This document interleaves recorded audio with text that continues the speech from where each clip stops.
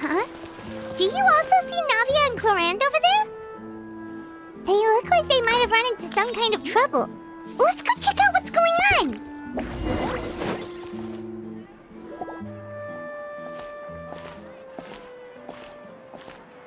on!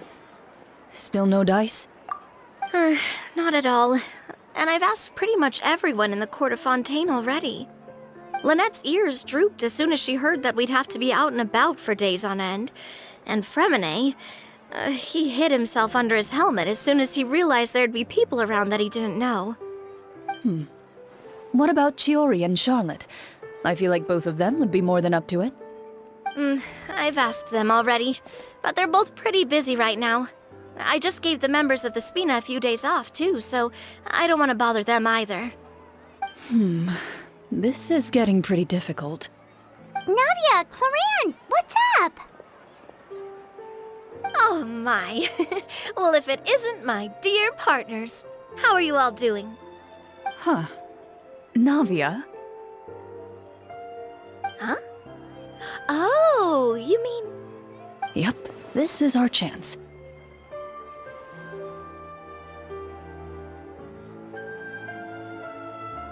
Do you need our help with something? Oh, precisely. My dear partners, we've got a huge problem right now that only you can solve. Whoa, for real? Absolutely. We've already exhausted all our other options.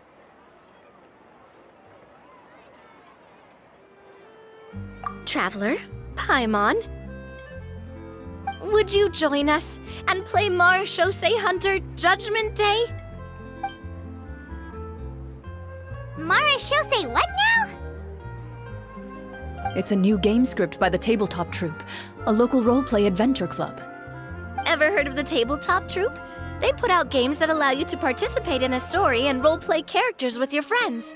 Oh, I've loved their stuff ever since I was a kid. That sounds super interesting! Clorinde and I are both veteran members of the club. Recently, someone came up with a new script and was looking for people to help playtest it for them. And when they asked, of course I couldn't refuse. I mean, come on! A brand new script? Nobody has ever played it before. Generally speaking, scripts at that level of development have a lot of issues, but I think this one is pretty solid. The author obviously put a lot of work into the story, and the world building is also quite credible. Whoa. I know I was the one that handed you the script, but some of us haven't read it yet. No spoilers, please. Anyway, the script calls for a team of 4. Ah, yes. We're missing one final player right now. So, you're saying you'll help us out? I knew I could count on you, partner. Paimon and the Traveler are kind of a package deal. Is that okay? That's not a problem. I'll adjust the pace based on the actual number of players, and ensure that everyone has a good time. Well, Traveler, what do you think? Wanna play? Paimon will follow your lead. Well, that solves our problem. You have our thanks. Woohoo! I'll go grab the script manager from the club right away. The script manager? Didn't you just say that you gave Clorinde the script? The club introduced a completely new kind of gameplay for the script. In this iteration, the Game Master's version of the script is incomplete. The script manager provides the next part of the script only after players have completed the current list of objectives. On top of that, in order to increase player immersion, the club has created some of the story's sets and scenes in real life. We'll only know where we should go once the script manager reveals the starting location. Wow, you're right. Whoever wrote this script really did put in a lot of work. And it's got a real healthy amount of suspense, right? I mean, even the GM doesn't know how the story will end. I look forward to experiencing it with you all. Why don't you go meet up with the others first? They should all be waiting at Chioria Boutique. I'll come over with the script manager as soon as I find them. Sounds good. Remember to always watch where you're going, and don't rush. You say that like I'm 6 years old or something. Let me think. What kind of character should I play this time? I just hope you'll pick up some useful skills this time. Oh, and stop trying to persuade every animal you come across.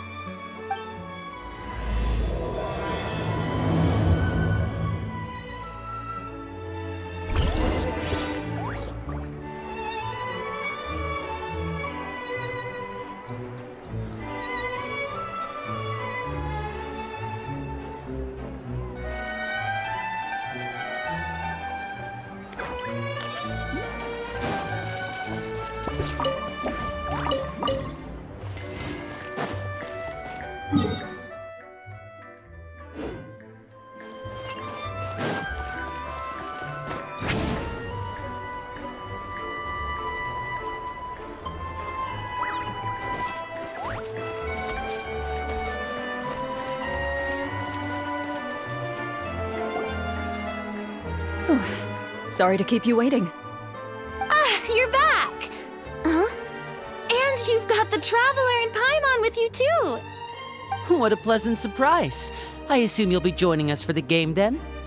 Linny, Farina! Paimon didn't know you were playing too. Are you also members of the tabletop troupe?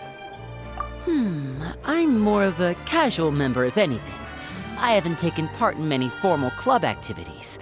Lynette Fremine and I play something similar at the Hotel Bouffe Tété sometimes, but I'm usually the GM.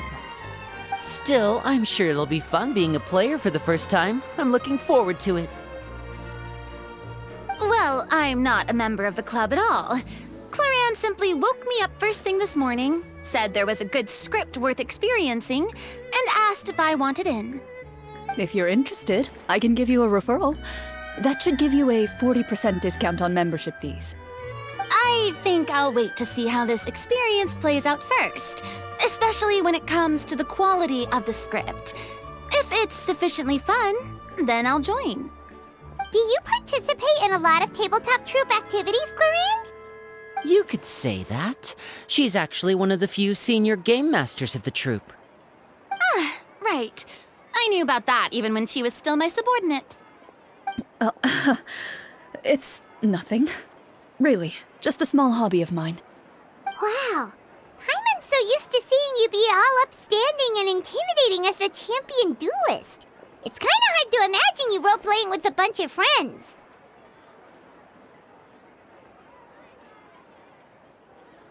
Surely you jest.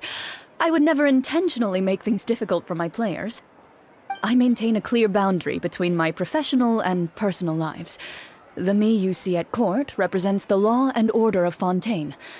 I put all personal feelings to the side and grant a fair duel to all who seek to defend their honor. But in my personal life, I'm just an ordinary person. Someone who feels anger and sadness, just like everyone else.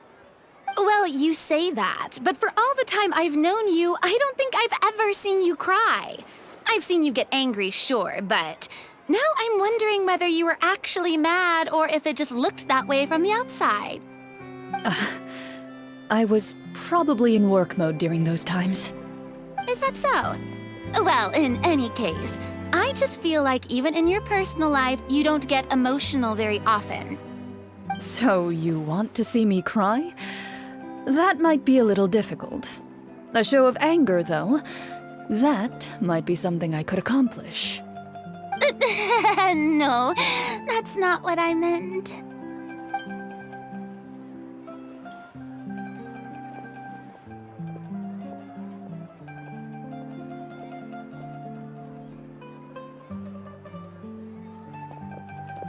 I'm back! Here, allow me to introduce you to the script manager, Mr. Florian.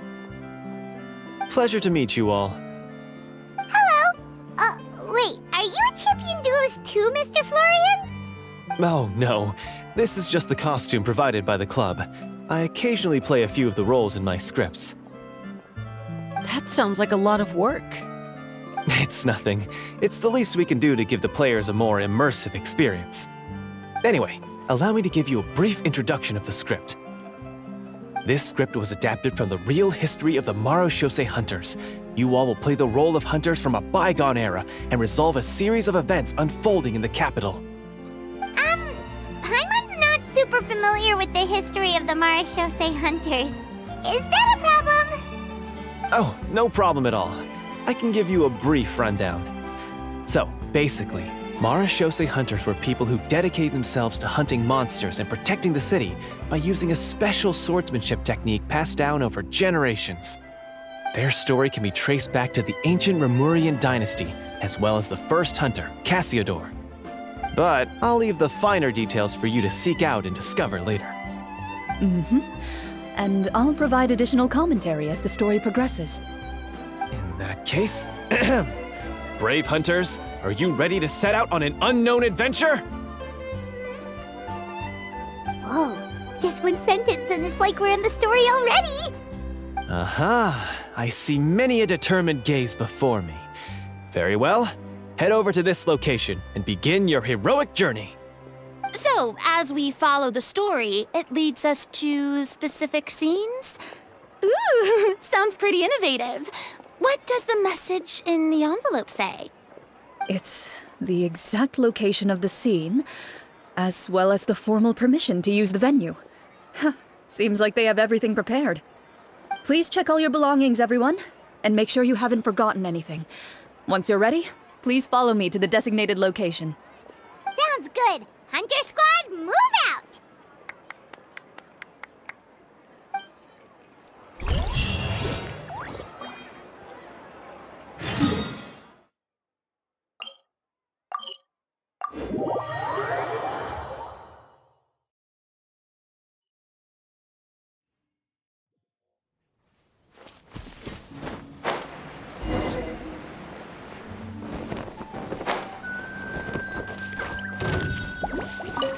Fulfill our pact!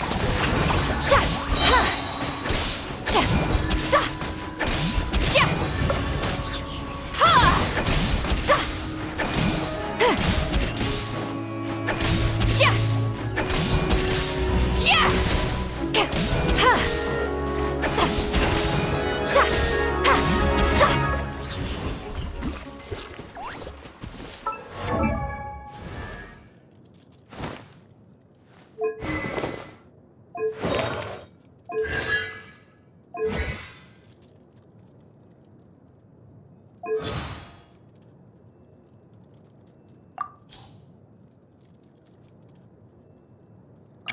In a way, obtaining a vision is like gaining a powerful ally. But saying someone has powerful allies is more of a comment on how extraordinary that person already is. After all, allies only augment your existing strength.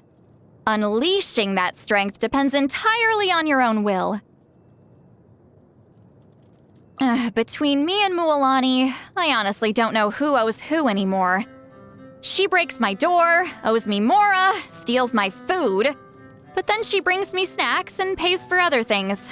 It's too hard to keep track. I'm more than happy to just call it even at this point. Anything to get her to stop waking me up at 11 in the morning. Oh, I mean, never mind. She just startles me with her knocking, that's all. She's someone who completely ignores the rumors about me and doesn't go overboard with friendliness. So I always feel comfortable around her. Oh, not that I feel uncomfortable around you. I'm just overthinking everything, as usual. Oh, great. Now you know that too. Mauika? The Archon came to talk to me the other day. It wasn't until I was eating snacks in the middle of the night that I realized she was basically bragging the whole time. There's an ancient saying from another land that goes, "Saints are humble until you ask them about their duty. That's when their pride stands tall." I think that fits her perfectly. The small thing that follows him around is a nasty piece of work. Oh, Kenichi is a friend of yours? What else can I say about him? He's pretty reliable, I suppose.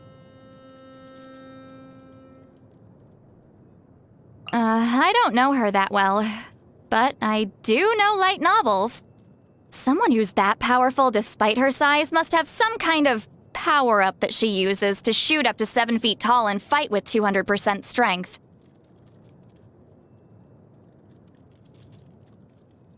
Warriors in masks have a way of capturing people's imaginations. They're often seen as incarnations of heroes, nature, or the gods. One much-loved urban legend tells the tale of a masked hero who valiantly rescued a drunken witch, and then went door to door waking up the entire neighborhood in the middle of the night, all while carrying her over her shoulder. I mean, I hardly had much of a reputation left anyway, so it's not like I care.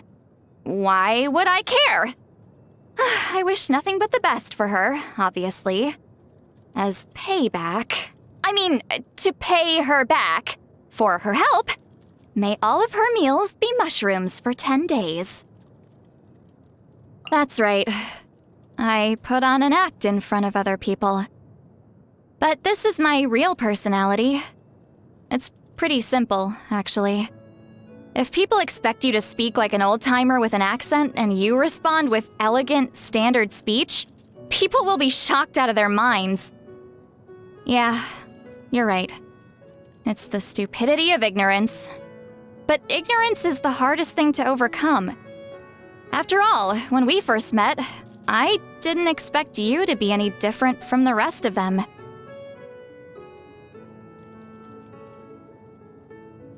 First, I like my meat cooked medium, so it retains some of the original flavor of a sacrificial offering. Next would be anything that's easy to eat with one hand, so I can read at the same time. Oh, and then anything you recommend, of course. I don't quite get the point of sour foods. You eat when you're hungry, drink when you're thirsty, and sleep when you're tired.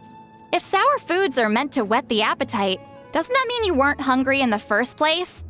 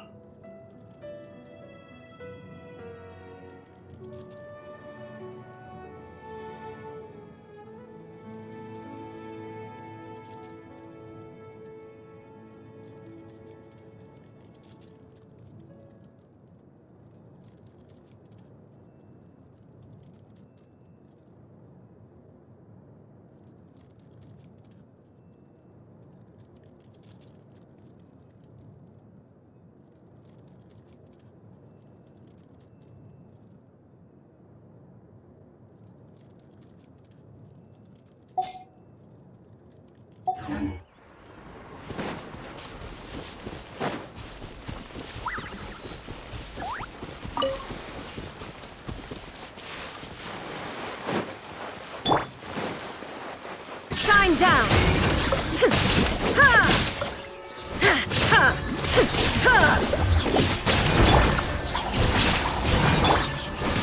Illusion shattered!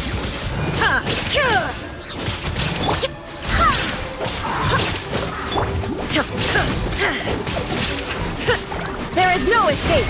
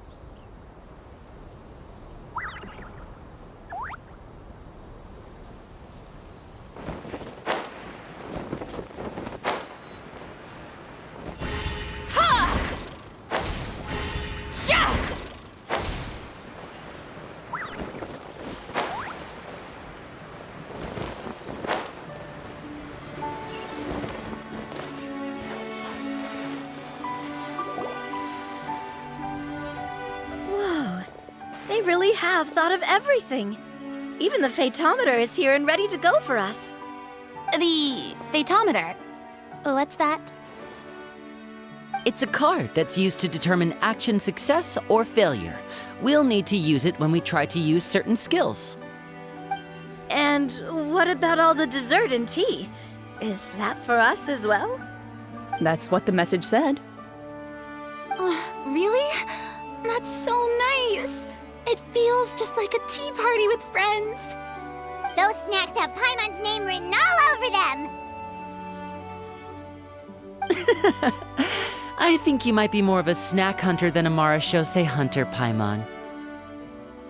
Snack hunter Paimon reporting for duty. If there are delicious snacks to be found, Paimon will track down every last one. The desserts are great, but I'm still looking forward to the story more than anything.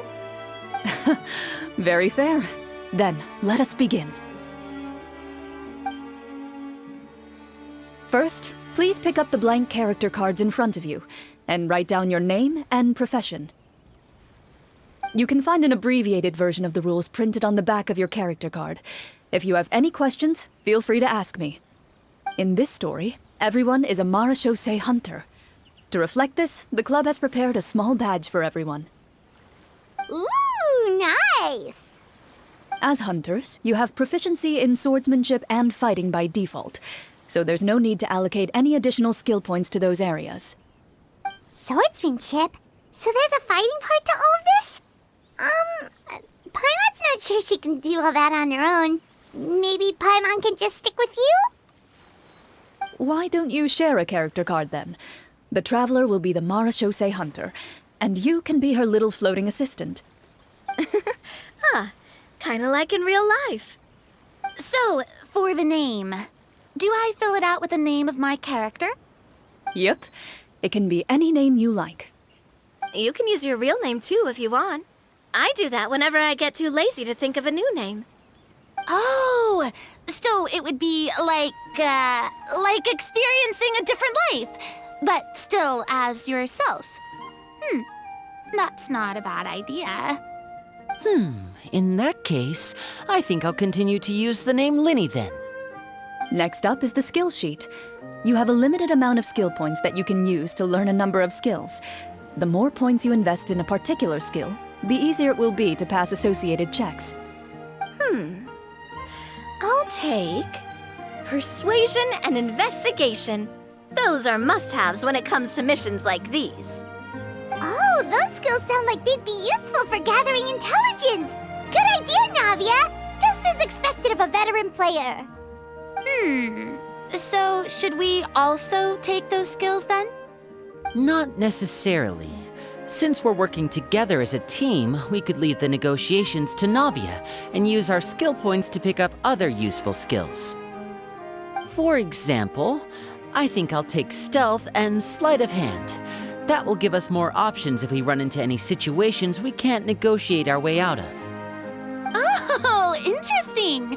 I wasn't thinking about it like that. I suppose it's not so different from an acting troupe. Everyone has their own role to play. Let me see. I'll take arts and performance. I'm not quite sure what use they'll be, but I'm not as knowledgeable about the other skills, and I am not too confident I'd be able to roleplay them well. Well, that leaves us. What do you want to learn, Traveler?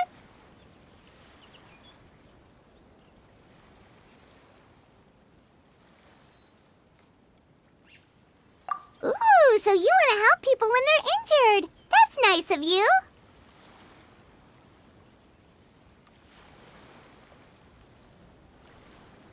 Ha! Gotta say, this suits you really well. Nothing boosts morale like good food. So what do you think? Are you sure you want to learn these 2 skills?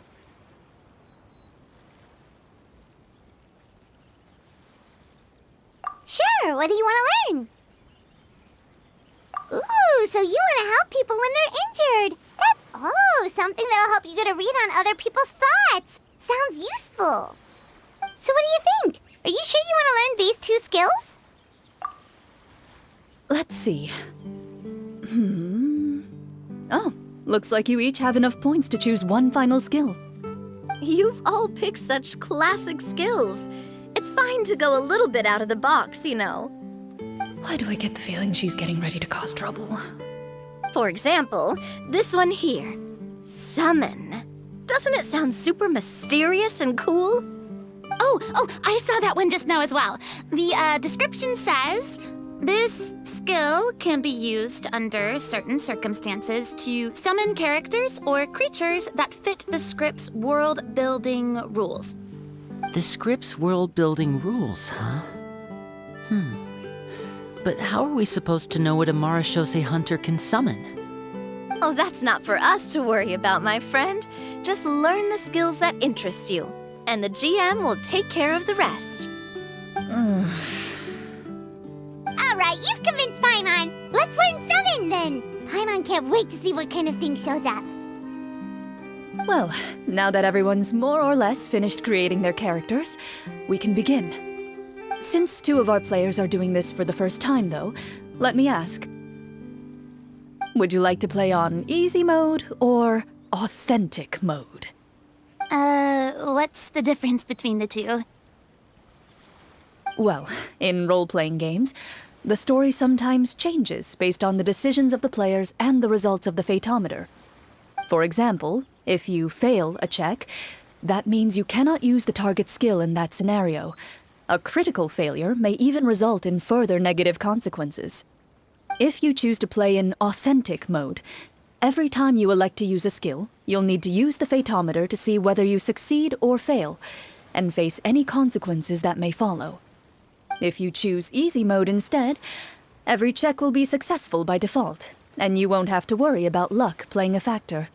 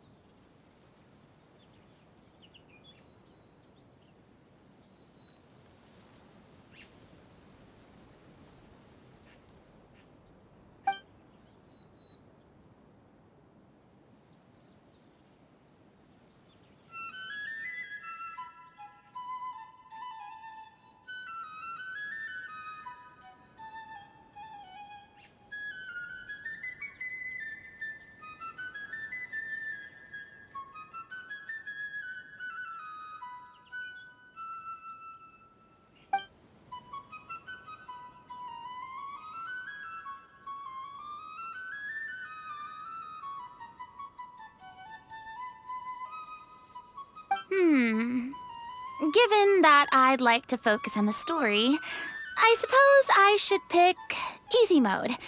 I'd feel bad if I brought the team down by failing my checks. Huh? Oh, come on. Don't worry about that.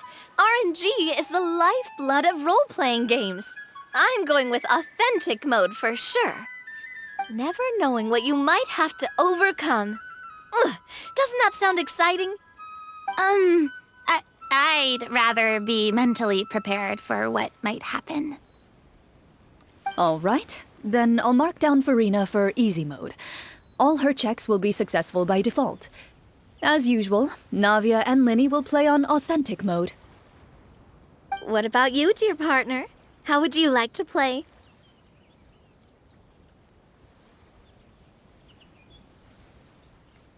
Are you sure?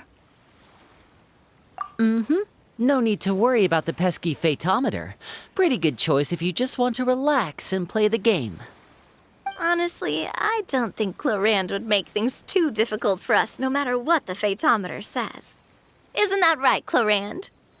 No promises. That wasn't super reassuring. Well, anyway, enough talk. Let's get started. I want to experience at least a good chunk of the story today. Speaking of the story, why is the beginning scene on a beach? Well, that's because... a long time ago, back when human civilization was still in its infancy, powerful demons and evil sorcerers ruled over the land. They created a host of monsters and sent them to slaughter all humans in existence. Soon, a group of human rebels banded together. With their swords raised, they swore to brave the darkness, and in doing so, subdue each and every monster that sought their destruction. They became known as the Marechaussee Hunters.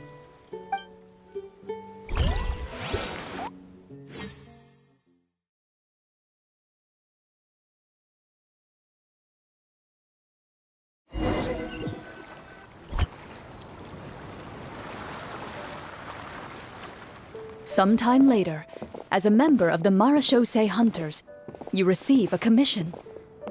Following the address provided on the message, you take a boat and arrive at this strange city.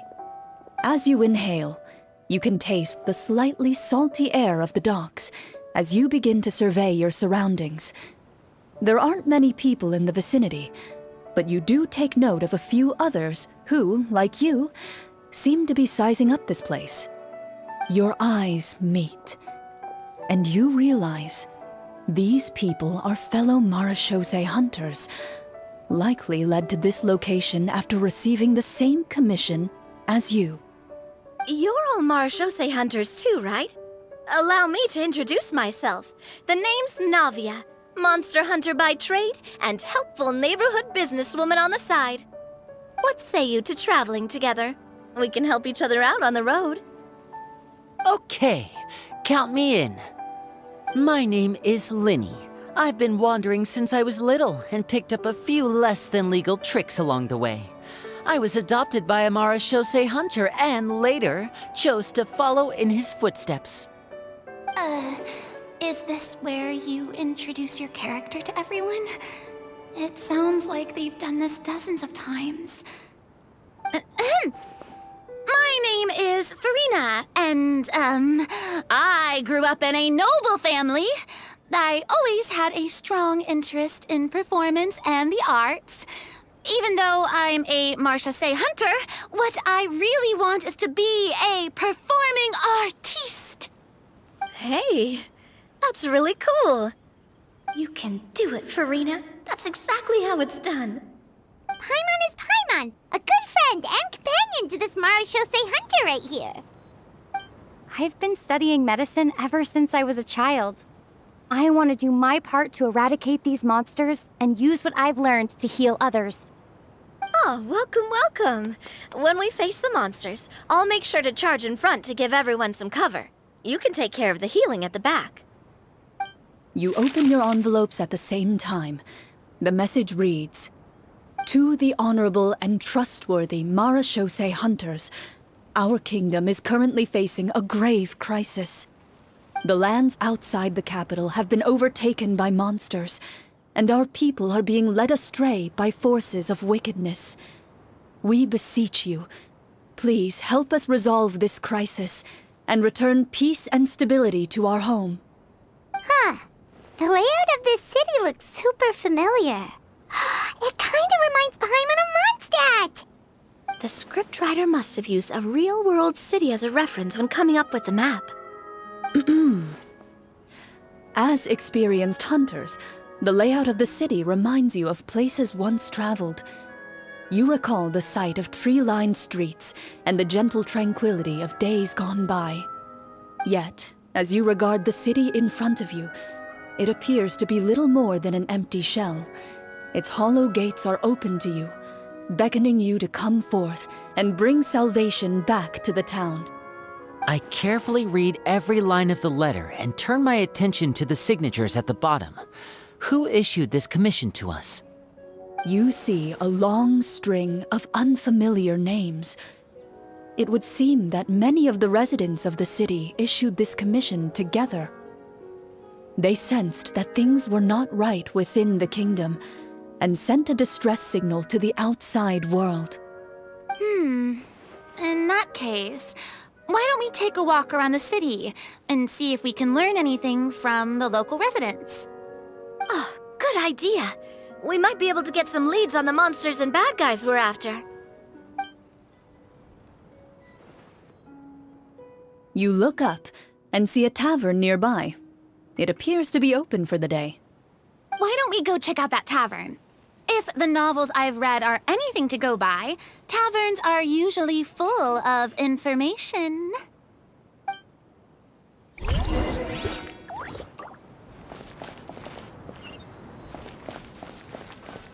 As you approach the tavern, you find a plainly dressed woman standing nearby. She appears to be rather troubled about something.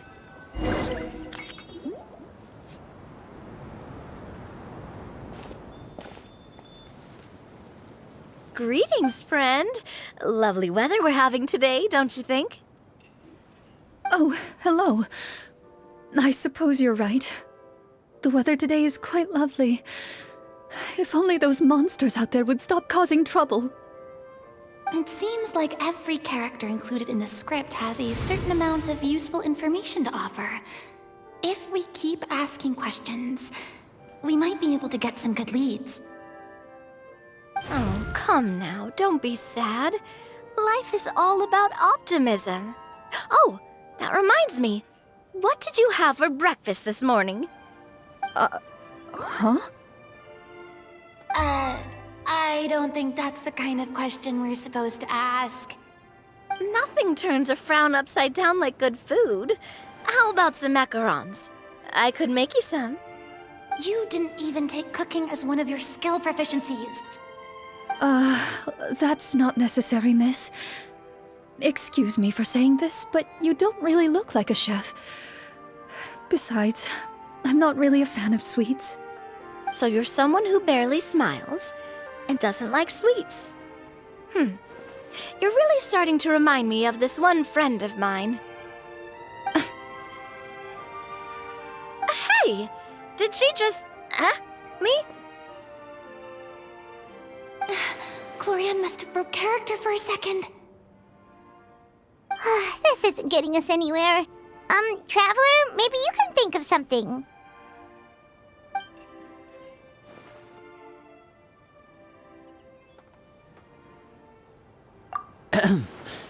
Miss, we'd love to learn more about the monsters you mentioned. If you're willing to open up to us, we might just be able to help resolve the troubles you're facing.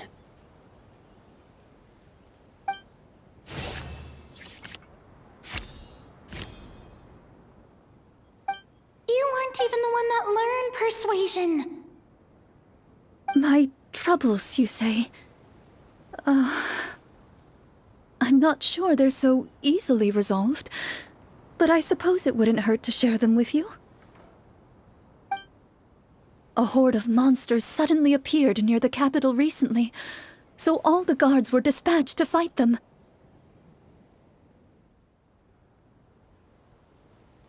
Do you remember when those monsters appeared?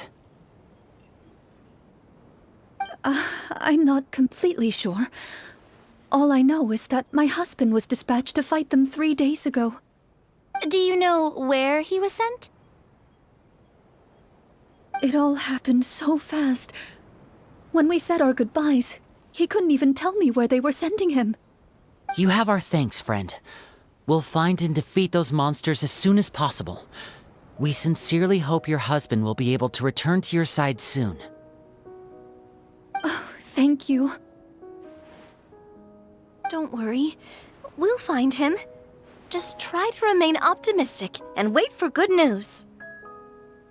We don't always get to choose what happens to us. But we do get to choose the little things, like what we eat and how we respond to the things life throws our way. I hope that one day, you too will recognize the power of something as small and inconsequential as a delicious dessert. I'll do my best. You bid farewell to the woman, and continue your journey further into the city.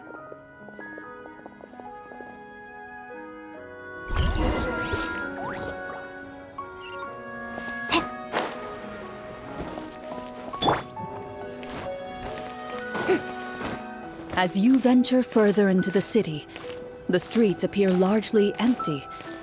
An elderly woman walks past. You see her shake her head as she puts away her wrinkled wallet. A nearby merchant folds his arms and gives you a disdainful look. You get the impression that he's someone who has long gotten used to the sight before him.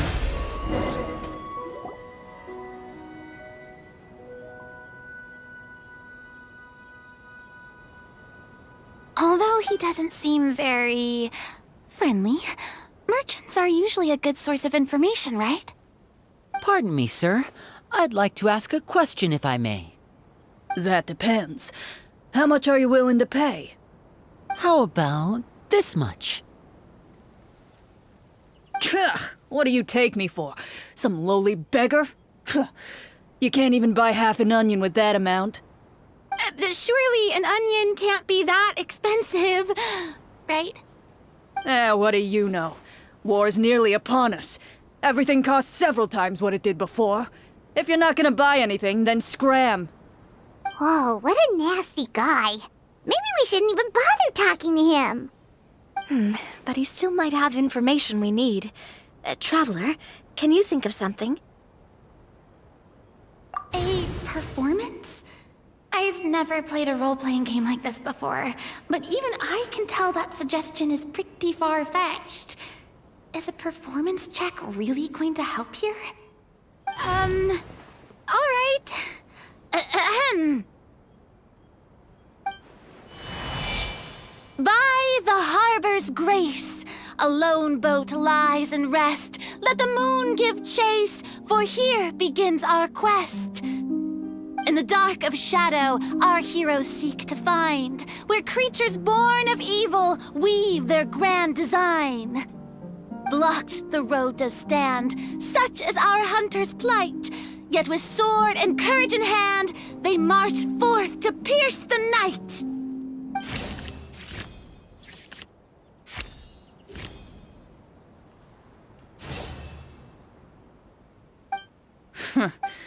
I don't recall asking for a bardic song. Don't expect me to give you any coin. But if you meant what you sang, and you are indeed some kind of hunter, then by all means, please, go out and kill those monsters for us. Those monsters are camped outside the city, and they've been destroying all our trade routes. We have limited reserves within the city, so if this continues, we're all gonna be in big trouble. Wait, you're saying no one has put a plan in place to distribute supplies or maintain order? We could all starve and those nobles in the palace wouldn't even break a sweat. Who knows? Maybe they've been in cahoots with the monsters all along. That is concerning. Yeah, all right, I think I've said more than enough. Be on your way now. Got it. Thank you, sir. Don't mind him, Farina. He just doesn't have enough taste to appreciate your art. No. I was just thinking about how those nobles must be so cold-hearted. It's like they don't care about their people at all.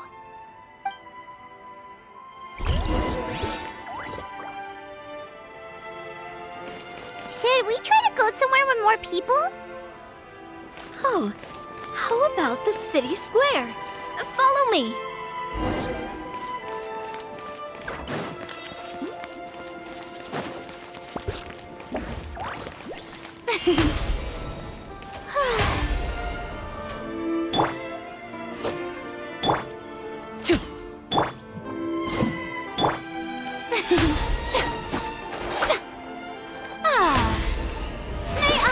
Before you lies the city's central square. You see a man with a slightly anxious look on his face, pacing back and forth, his head hanging low. He doesn't seem to notice your approach. Still immersed in his own thoughts, he shakes his head and lets out a long sigh. This guy seems promising enough. Maybe I can get some information out of him. Hello, sir. Is there anything I can do to help you? Wait, you're... I'm... Oh, dear goodness! You're a Marashose hunter! You recognize us? Ah, are you one of the people who wrote the commission letter? Yes, yes! Oh, I didn't expect you to actually come! Oh, what great news! The city is saved! What happened here? Alas, we once lived comfortable, carefree lives. This city used to be free of monsters. The first Marashose hunter, Casiodor, the Golden Hunter, he was the one who drove them back. However, monsters have once again surrounded the city. Perhaps the seal that kept them at bay has lost its power. Or perhaps an evil sorcerer has been meddling in our affairs. All I know for sure is that their return has stripped the city of any chance at peace. Are there not enough soldiers to drive them out? It's not a question of numbers. The guards simply have no idea how to deal with them. Most people my age have never even seen one of the monsters, much less been trained to fight against them. What's worse, many of us don't even know the history of the Marashose hunters anymore. When I was a child, though, my grandfather would tell me stories about how the Marashose hunters drove back the monsters. So, on the off chance that something might come of it, I decided to reach out to you. To be perfectly honest, I was starting to think all those stories were just tall tales. But now that I've seen you in person, I finally know that it was true! Well, you can rest easy, friend. The righteous and formidable Marashose hunters are on the case. The man is touched by your determination and resolve. His eyes begin to well with tears of relief. Still, if we are going to hunt the monsters, we need to know where to find them. Can you give us any leads? All I know is that the area outside the city is dangerous. I'm afraid I can't point you toward a specific location. Oh, although, if you leave the capital through the main gate and follow the road, you should run into a group of guards. They might know more about where to find the monsters. I see. We'll go look for them then. All right, be careful. Oh, and one last thing. The monsters outside the city are just part of the problem. There are evil sorcerers inside the city as well, so be on your guard. They're actively working with the monsters, and have corrupted the court ministers with malicious magic. They're the reason why, even inside the city, everything has been a giant mess. Even one of our kindest ministers has turned into a boorish and unreasonable figure, interested in nothing but enacting laws that exploit the people. Who knows how much longer we'll be able to go on like this. Talk about being stuck between a rock and a hard place. I feel bad for him. Maybe we should try to cheer him up?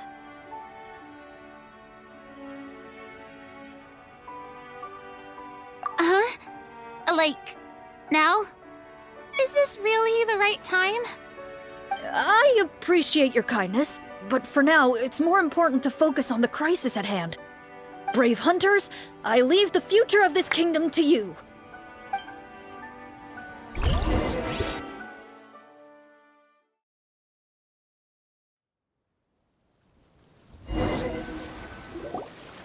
If I understood correctly, there are currently 2 problems in the kingdom that need solving, right? Exactly. We need to defeat the monsters outside the city and take down the evil sorcerer stirring up trouble from within. But which problem should we tackle first? Well, this seems like a good moment for a break. Take some time and discuss what you want to do. Let me know when you've made your decision. I really didn't expect the people in the city to keep us at arm's length like that. I totally thought the hunters would be treated like heroes.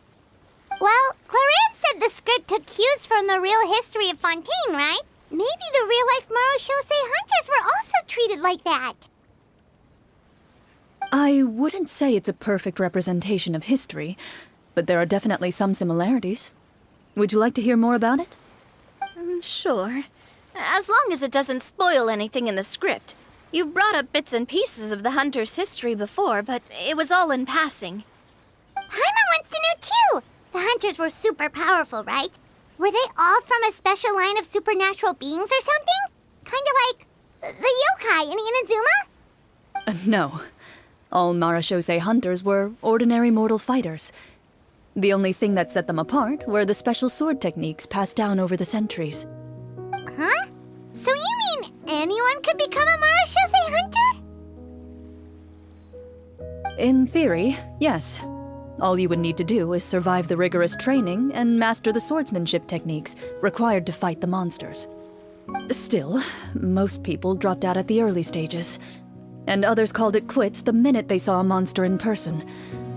To become a hunter, you must be strong in both body and mind.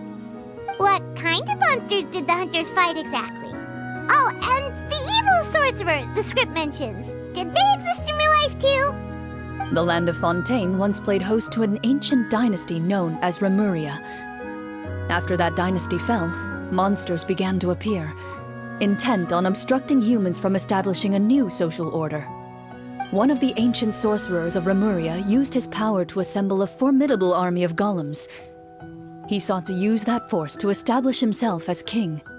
Now wait a second. Don't tell me that guy was the inspiration for the evil sorcerer in the script.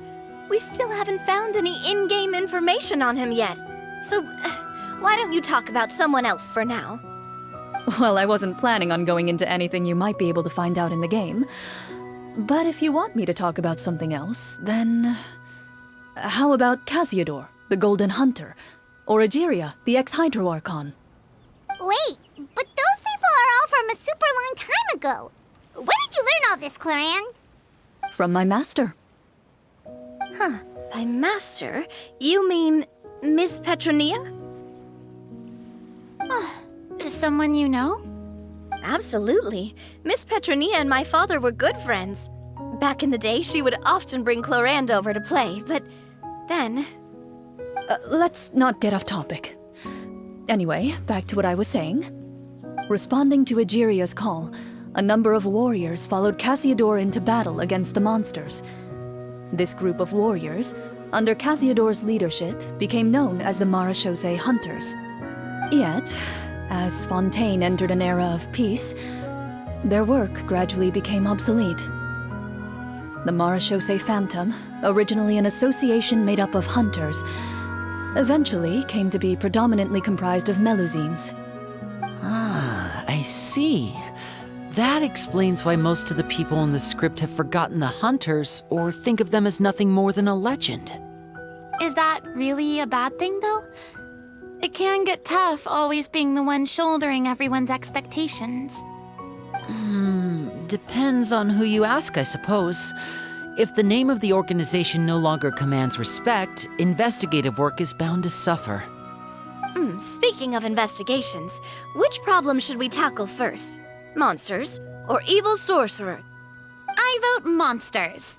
That's the main duty of the hunters, right? We can come back to the sorcerer later. Well said, Miss Farina.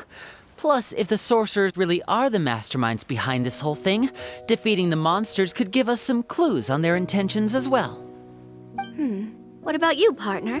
What do you think?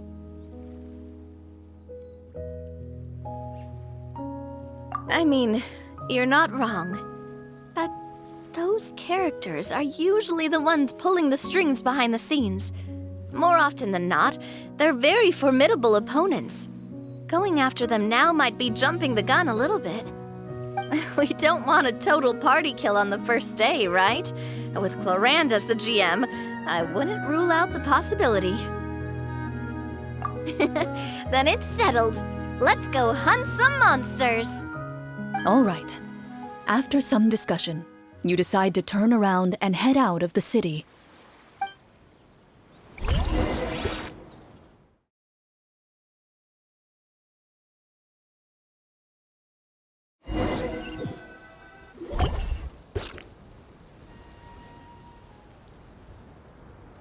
Let's take a look around, like that guy said.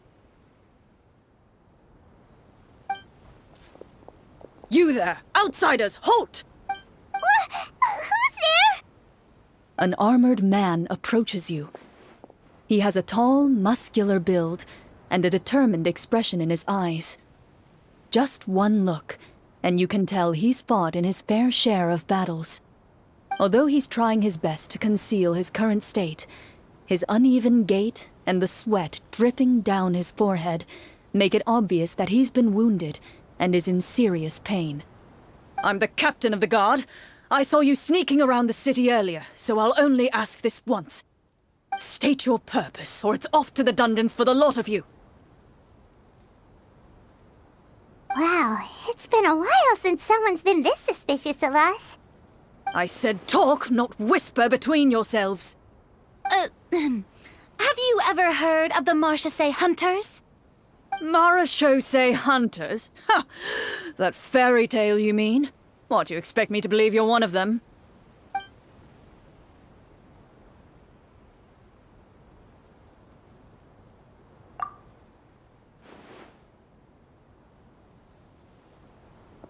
Sir, we were indeed in the city earlier, but our purpose was only to gather information on the monsters.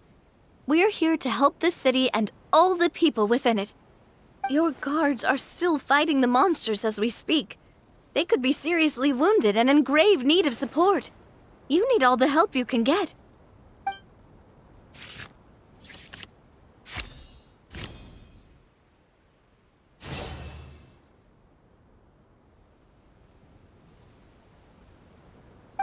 The man regards you with doubt and concern. After a period of inner struggle, he lets out a long sigh and informs you of the locations where the monsters have appeared. Those monsters aren't easy to deal with, but if you insist on going, I won't stop you either. I just hope all the guards will be able to come back to their families alive. I wish you the best of luck.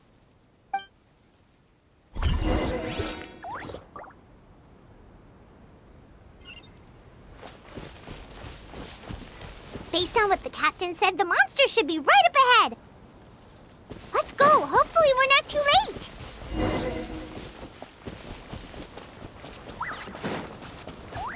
As you approach the battlefield, you see numerous people lying by the side of the road. They appear to be dressed like guards. Their faces are filled with desperation and terror. Some are screaming and cursing in vain, as if still trying to banish the monstrosities they saw from their minds.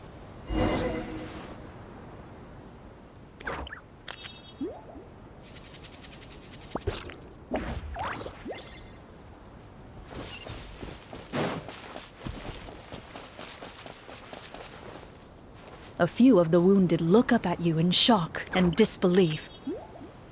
Quick, leave this place. Turn around and don't look back, they yell.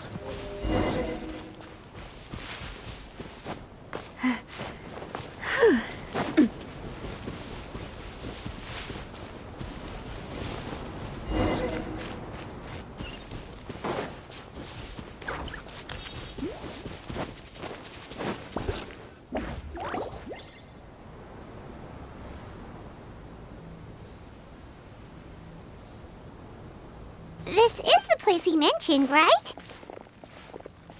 You see broken iron swords scattered all around you, and downed trees riddled with terrifying claw marks. All the signs point to one thing. A truly devastating battle just took place here. Be on your guard, everyone. The monsters might still be around. Before you can finish your sentence, you hear rustling sounds from the surrounding bushes. The monsters have emerged. They close in on you without fear. You get the impression that, in their bloodthirsty eyes, you're just another meal for them to devour. A little help here! This thing wants to eat Paimon! Your battle round begins now.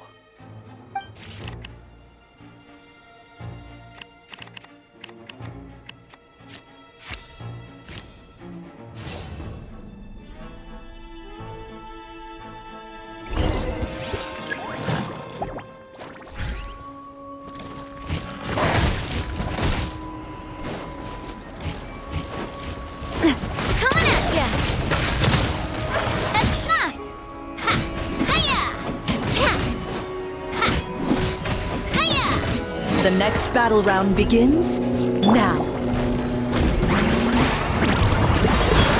How dare you! And voila! A round of applause! The monsters let out a terrifying roar of anger and resentment before dissipating into thin air. Ugh. Thank goodness it's over. We're lucky the Marashose Hunter class came with all those preset skill points. Otherwise, we would have been in some real trouble. I never knew the Fatometer even determines the amount of damage you inflict. If you get unlucky, isn't it just game over right then and there? That's part of the fun. The uncertainty of fate is what gives these games their appeal. Just as you begin to celebrate your victory, a suspicious lump on the ground catches your attention. A suspicious lump? Wait, could it be the thing that appears after every battle? I walk up to it, crouch down, and begin to carefully examine it. I've still got my right glove on, so it should be fine for me to touch it, right? As you investigate the mound, you discover that the exposed portion appears to be made of wood. It was previously obscured by the large form of the monsters. With the monsters gone, the small protrusion now awaits your discovery, poking out of the ground like a shy flower bud. Whoa, it's a treasure chest!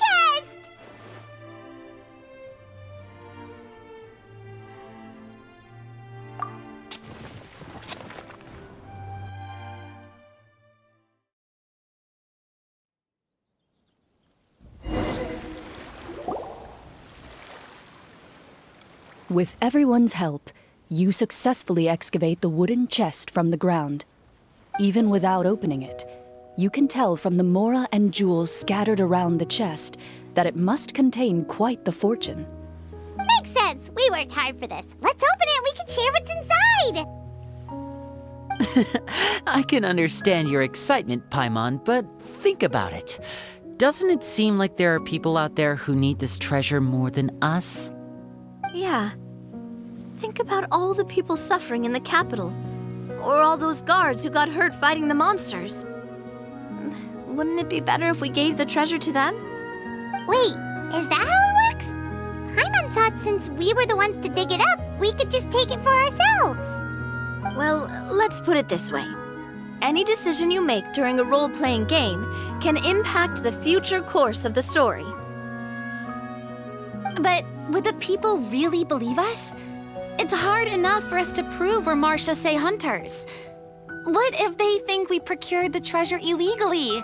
They might get even more suspicious of us. That's definitely something we should consider.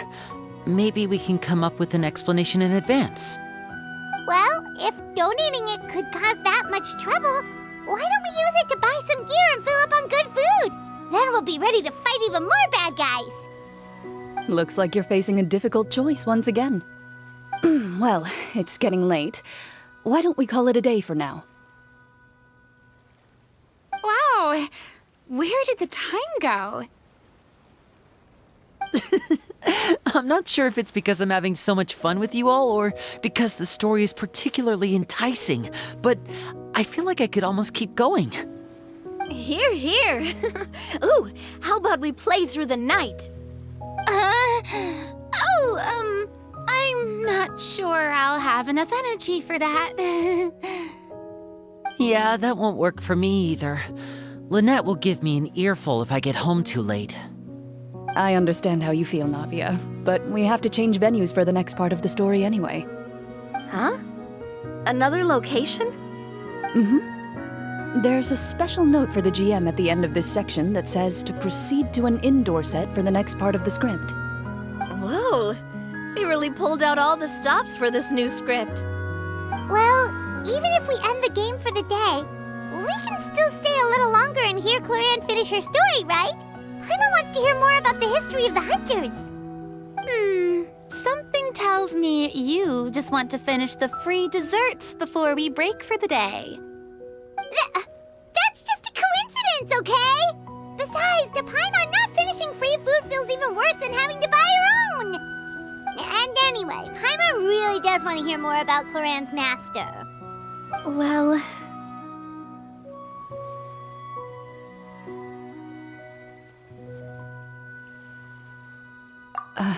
It's nothing. I appreciate the concern, but it's all in the past. It won't do any harm to share these things now.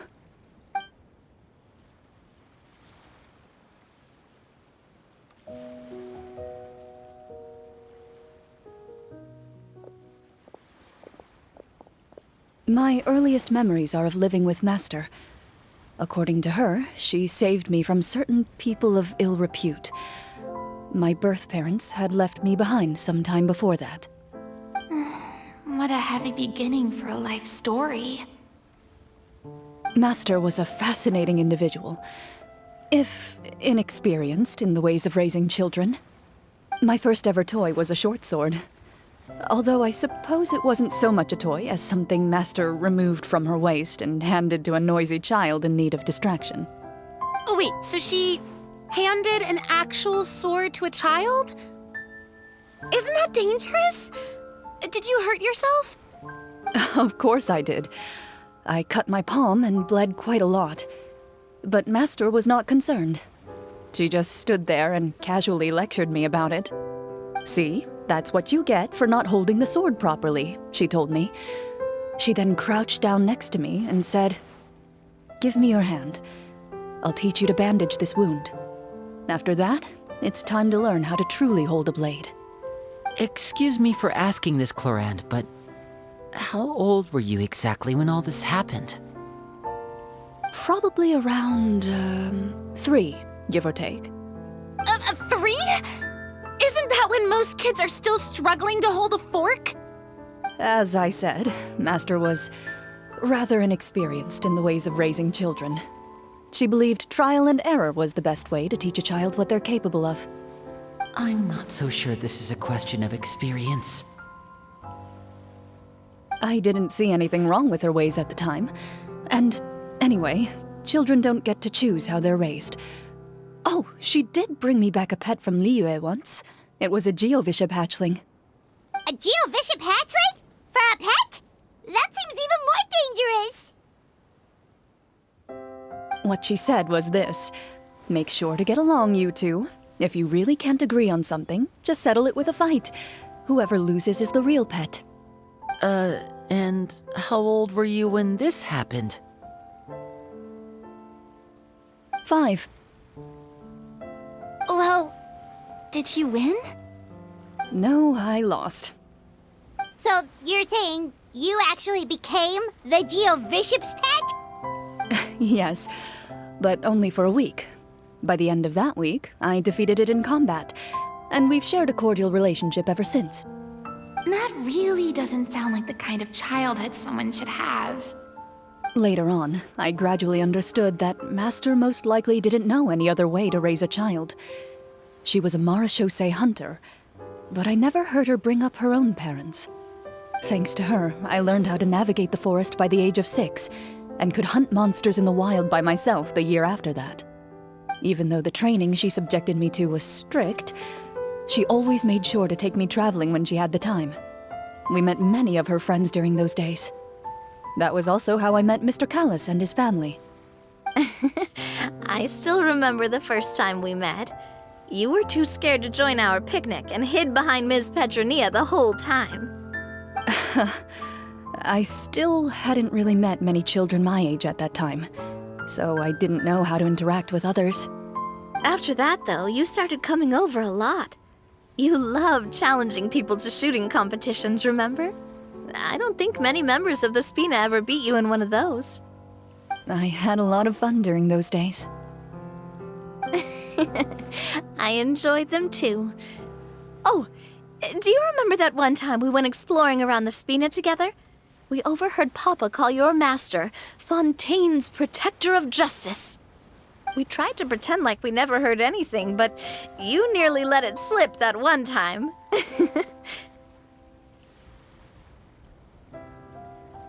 Protector of Justice. Oh, wait, you mean that vigilante hero from 20 years ago? The one who is always active at night? Yep, that would be her. She often would put on a black cloak and go out at night. I never knew where she went or what she was doing. Until, like Navia said, we overheard the truth from Mr. Callis that night. 20 years ago, huh? I still remember the guards leaving all kinds of witness reports about her on Nervalette's desk. My apologies. Oh, there's no need to apologize. You had nothing to do with it. And anyway, everything she did was for a good cause. Although, calling herself the Protector of Order was a bit much. Especially when she deliberately operated outside the law. Huh? When did the Protector of Justice become the Protector of Order? Oh, she had a bunch of code names. I heard she would just come up with a name on the spot whenever she was asked. Later on, she probably got sick of answering those questions and decided to stick to just two. The Protector of Justice and the Protector of Order. That sounds like her, all right. I bet she forgot which of the two she'd use by the time she got back each night. Well, she certainly sounds like a fascinating individual. With her strong sense of justice, it's no surprise her student followed in her footsteps. It's true. I always wanted to become like her. Someone powerful, independent, and with a strong sense of conviction. But...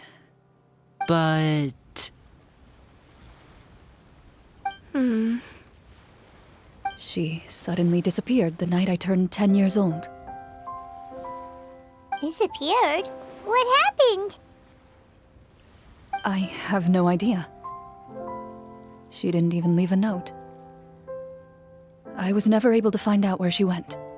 That night, I was celebrating my birthday at Navia's house, but Master never came to pick me up. When I returned home on my own, it was to an empty house. When she still didn't appear after a few days, I went to Mr. Callis's house to ask about her whereabouts, but he only shook his head. Papa probably didn't know either. I know he sent a few people to investigate the matter in secret, but they never found any credible leads. Don't worry, I understand. To be perfectly honest, given Master's personality and way of doing things, it all made a lot of sense. If I had to guess, I'd say she probably used it as an opportunity to force me to become independent. Just like how, when a litter of kittens reaches a certain age, the mother willingly leaves them behind. Were you upset, Clorinde?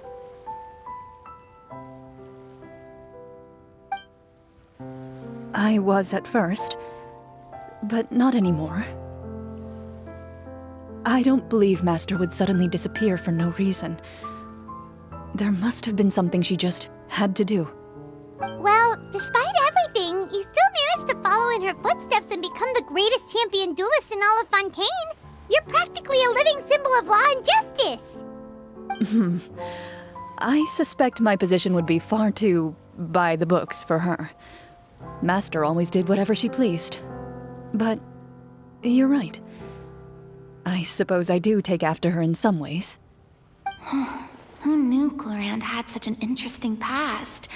I never had the chance to ask her about it before. I wonder... if Clorinde's master were the champion duelist back then, would that duel against Mr. Callis have gone differently? Oh no. Judging by the atmosphere, Clorinde and Navia are probably thinking something similar. The mood just got super awkward all of a sudden. Well, anyway. Would you look at the time? It's getting dark, so we should probably call it a day for real this time. If we keep talking like this, we really will be here all night. I had a great time today, Miss Clorinde. Thank you for being our GM.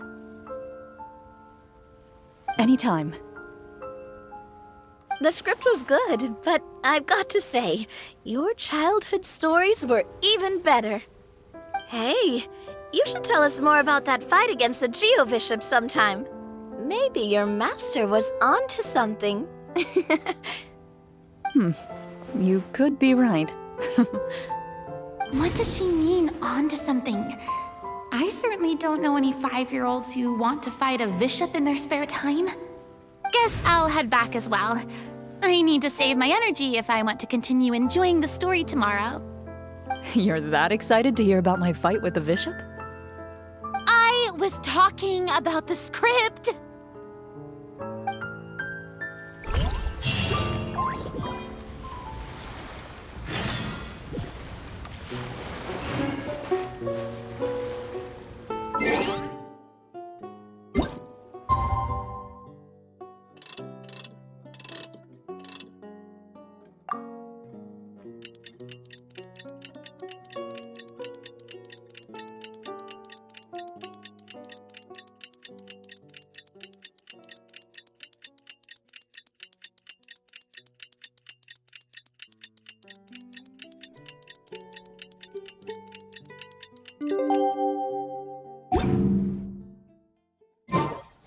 Have you? Let's go meet up with the group! Paimon's really looking forward to today's story.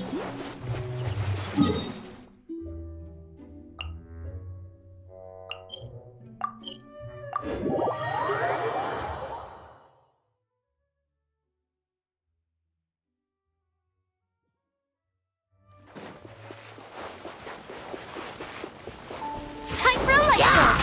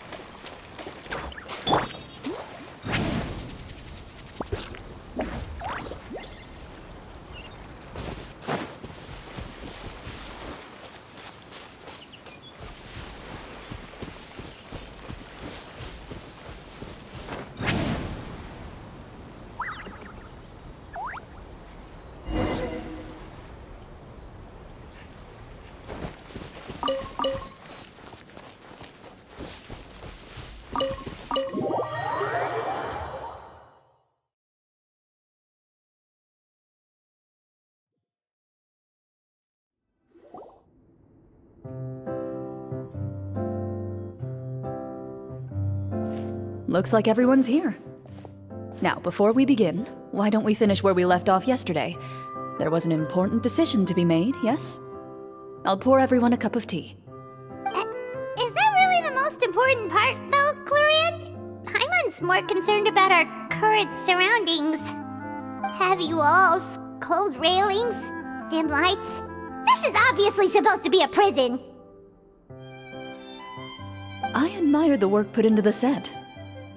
Still, it's obvious the scriptwriter has never paid a visit to the fortress of Meripede. So this set is going to be a part of the script? Unfortunately, that is something I can neither confirm nor deny. Anyone think Clorinde's smile is starting to look kinda scary? Well, whatever happens, we'll just have to push on. But first, we should really figure out what to do with this treasure. If we're worried about arousing suspicion because of our identity, why don't we give ourselves a different name, just like Clorinde's master did? Yeah, it might be better to keep a low profile. As long as we're helping people, it doesn't matter who we are or what we're called. Staring at me won't get you anywhere. Or did you want some more tea? Oh, Paimon's good. Thanks. Why aren't you saying anything, Navia?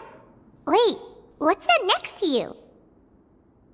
Oh, this is the short sword Clorinde mentioned last night. I found it. Huh. I'm surprised you managed to track it down after all this time. Well, I made sure to take good care of it, considering the circumstances in which you gave it to me. Of course I had to keep it safe. Anyway, where were we? Oh, right. I was just thinking about all the potential ways for us to break out of prison. We could dig a tunnel, or try to bribe the guards. Wait, we haven't been thrown into prison yet, have we? Well, it's only a matter of time. It pays to be prepared. Just like how you should always have an umbrella on hand, even when it's sunny. Alright, Paimon's made up her mind. Let's just give the treasure away. Paimon may have wanted to keep it, but if it's going to land us in prison somehow, Paimon will be too upset to enjoy her snacks. So, you reached an agreement? All right then, we can continue with the story. Oh, and we'll collect all the scattered pieces of treasure on the ground as well. All right. You collect the treasure and make your way back to the capital with your bag of loot in hand.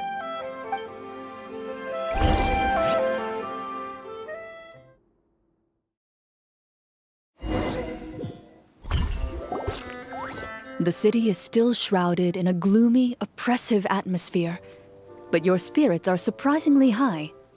In places where sunlight struggles to reach, you generously share your wealth with the children, the elderly, and the poor in urgent need of help. Thank you, kind soul. The elderly woman's look of gratitude follows you as you walk away, her eyes never leaving your back until you move entirely out of sight.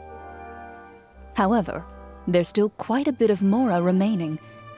It appears you haven't made much progress. She's probably trying to tell us to speed this up. We need to hurry up so we can address the sorcerer problem. Should we go find that man again at the square? He seemed like a pretty responsible guy. I'm sure he knows the people here far better than us. Oh, good idea! Just as you start to make way to the square, intent on finding the man again, there's a voice.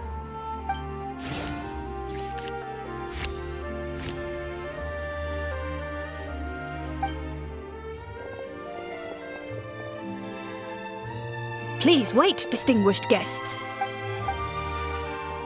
Several strange guards suddenly call out to you. They run forward to meet you and proceed to politely pay their respects. Greetings, gentlemen. Are we being invited for afternoon tea? Surely you jest, my lady. That would not be our place. It is His Excellency the King who requests to meet with you. Please come with us.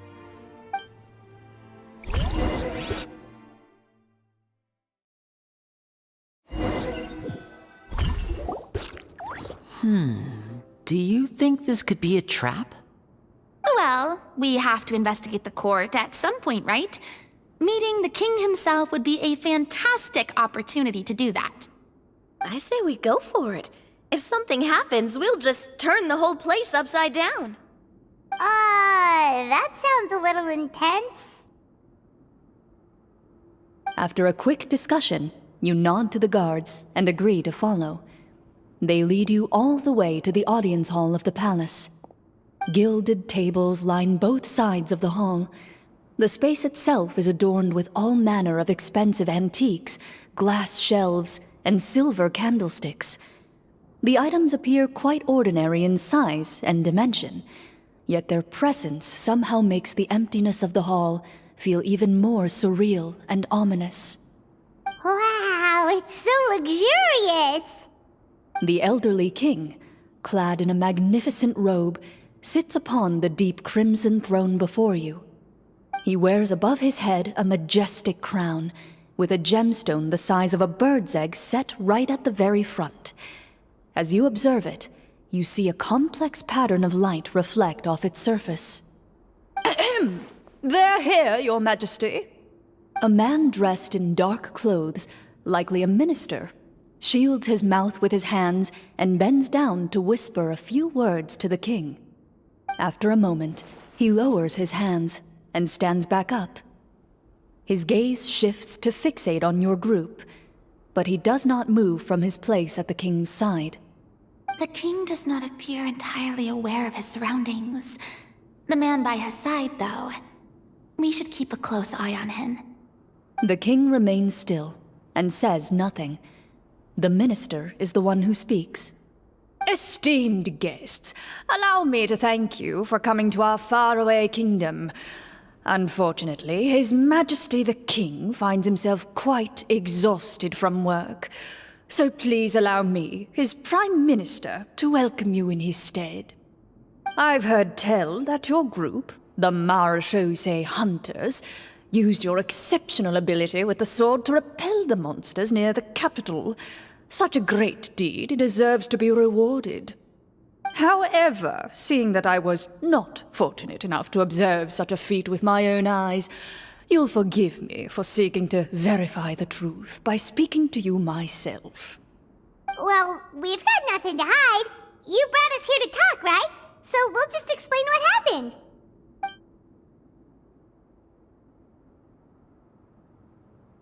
The golem's blades were so powerful, they could cut down trees in a single swipe. It took a lot of effort to defeat them, even for trained swordsmen like us. Well, that was enough details, right? Believe us now? Your account does indeed match those of the survivors. Since you were the ones who defeated the monsters, that must mean you are also in possession of the treasure they stole?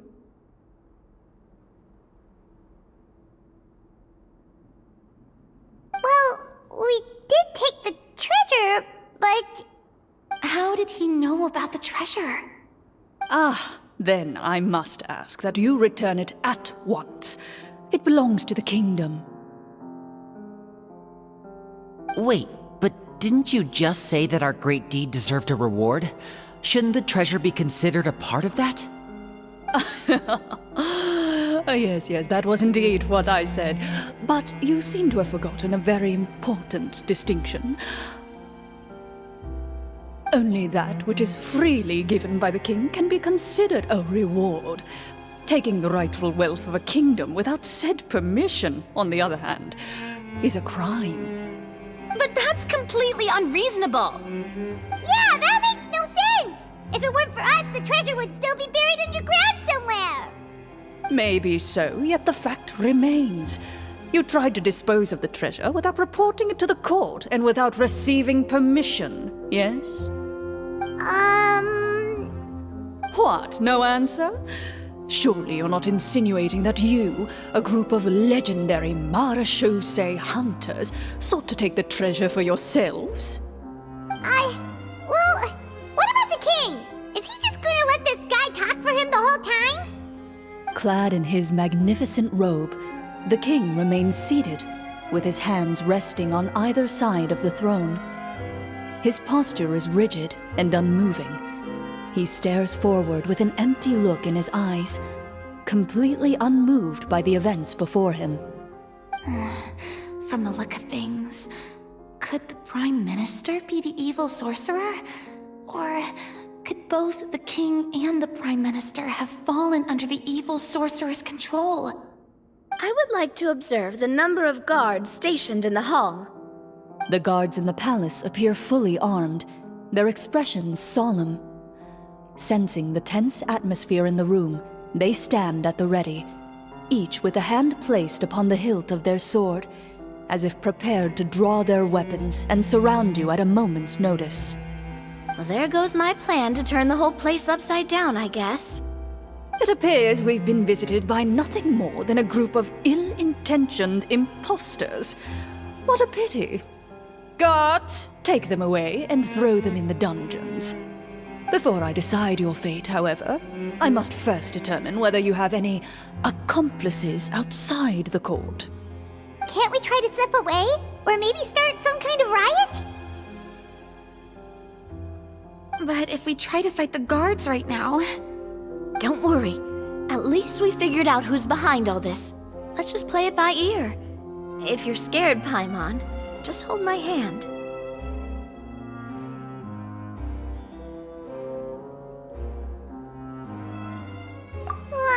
you guys. You allow yourself to be led away by guards surrounding you on both sides. It's only when you begin to feel drops of water falling from the dungeon ceiling and smell the stench of death and decay all around you that you finally realize you've stepped into a completely different world. Stay here, and don't try anything funny. The guards lock the cell door and leave without looking back.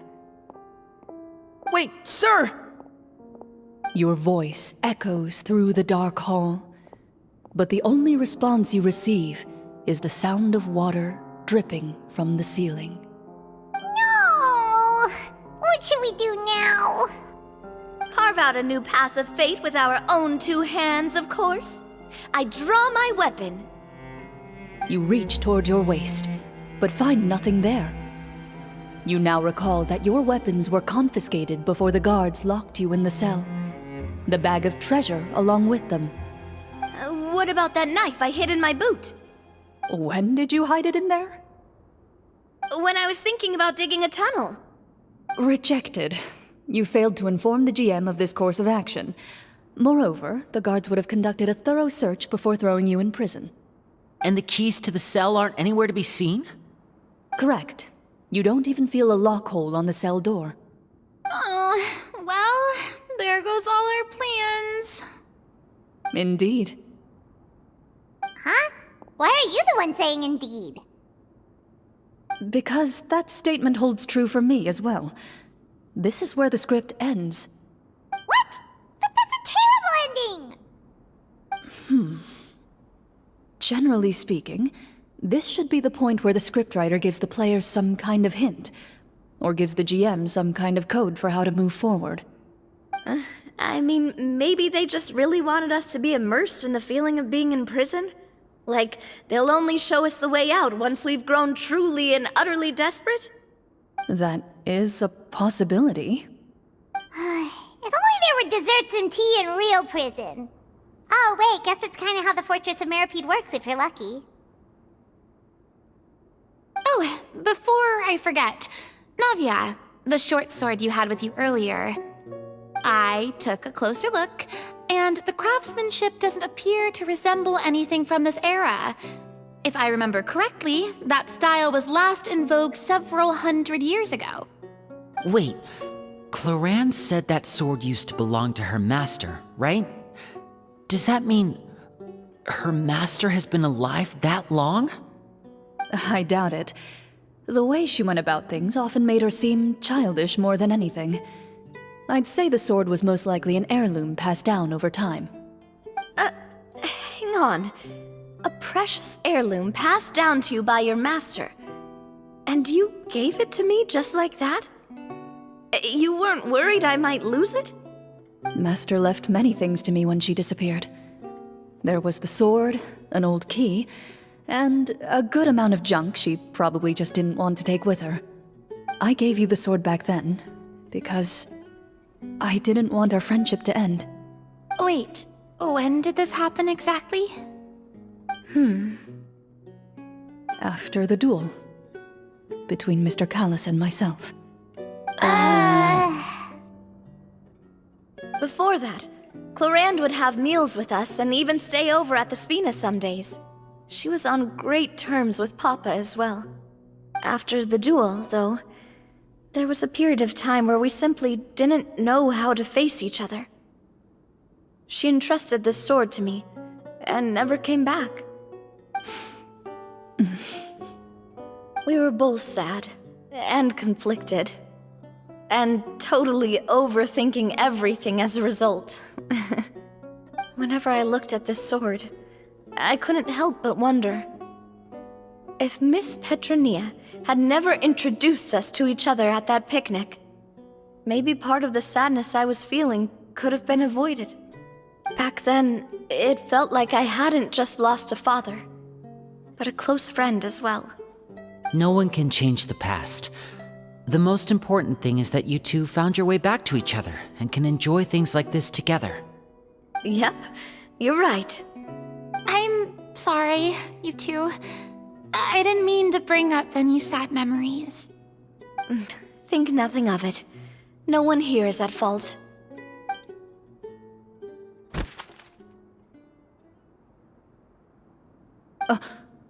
Huh?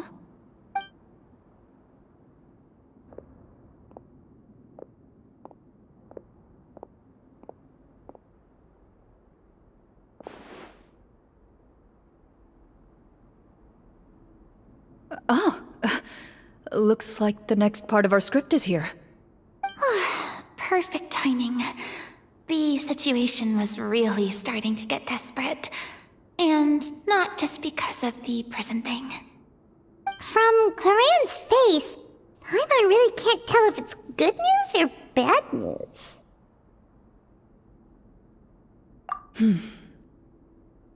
Water continues to drip from the ceiling. In this lightless dungeon, you lack a reliable way to tell how much time has passed. Eventually, you get used to the unpleasant odor of straw, mold, and rust, and find yourselves alternating between fits of drowsiness and despair. Suddenly, you hear footsteps outside the door. Heads up, everyone. Someone's coming. Gather close, everyone, and keep your voice down.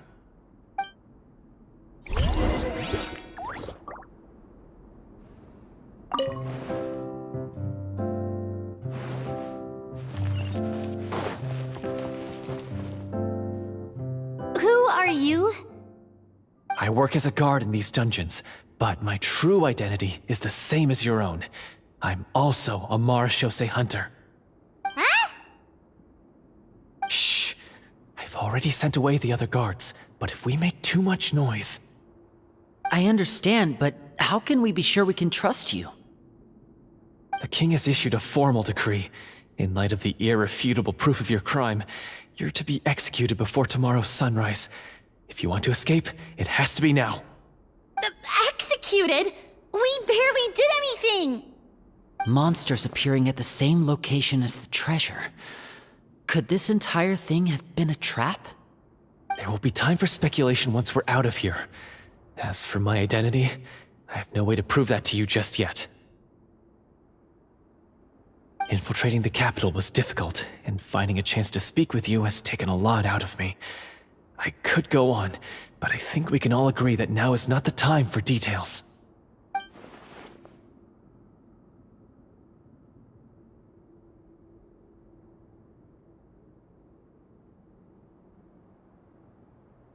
Have you seen our weapons anywhere, sir? Don't worry, I brought them with me. They're just behind the door. Still, these weapons alone won't be enough to defeat the true enemy behind the scenes. His faction is too powerful. The guards are all under his control, and he's even stationed a number of golems in various rooms throughout the palace. To defeat him, you must find a secret vault. It is said that within that vault, the marechaussee hunters of the past left behind a treasure with the power to defeat the sorcerer. You're not coming with us? No, I'll remain in the dungeons to deal with the guards. I'll try my best to distract them so they don't go after you. As long as my identity is not revealed, I'll be able to aid you when the final battle comes. In that case, please stay safe. Thank you for your concern. I will do my utmost. As for the location of the vault, here, this map should lead you there.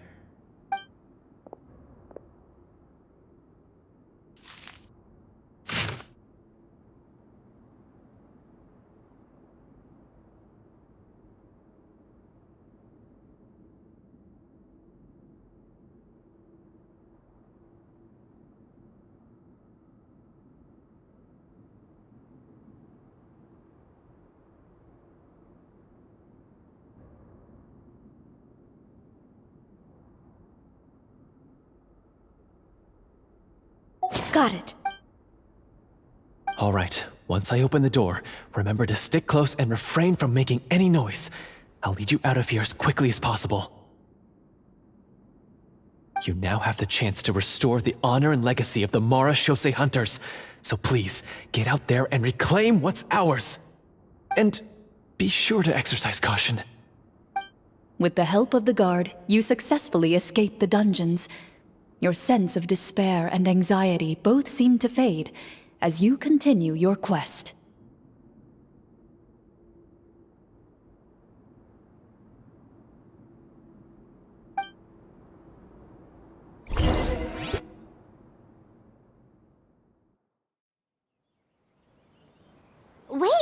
didn't get to use our skills at all while we were in prison.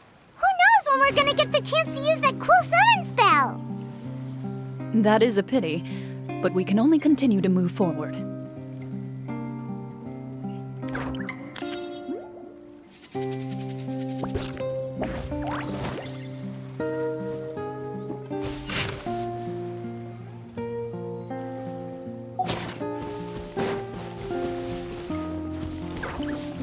Rise like smoke!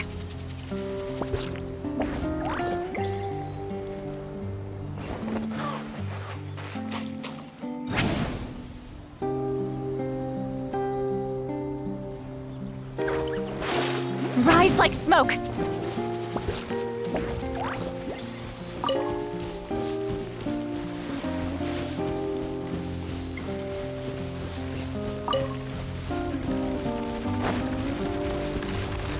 Show no mercy!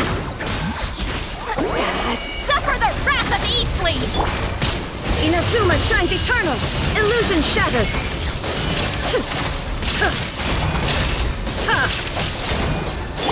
I swear by my sword! The fuse is lit!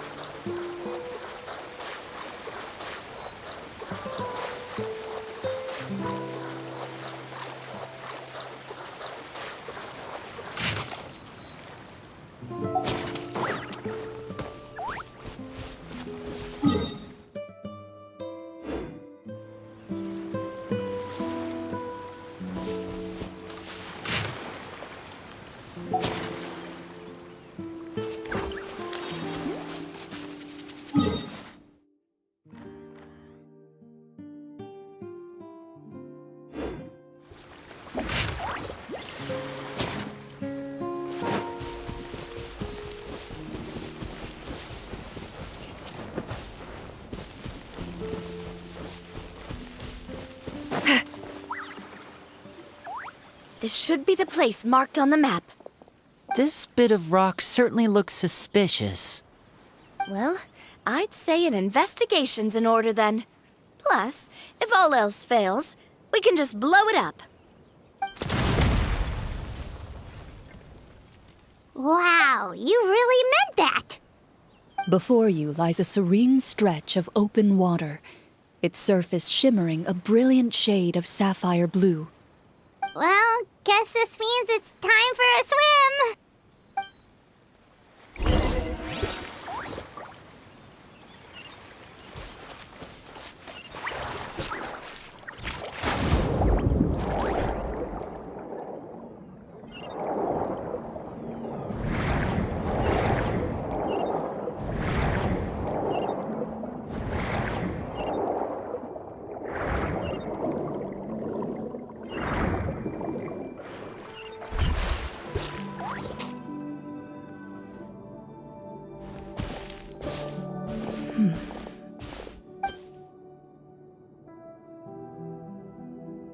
What's the matter? It's nothing. As you step into the cave, you find yourself in an eerily quiet space. Before you lies a narrow passageway that appears to trail off endlessly into the distance.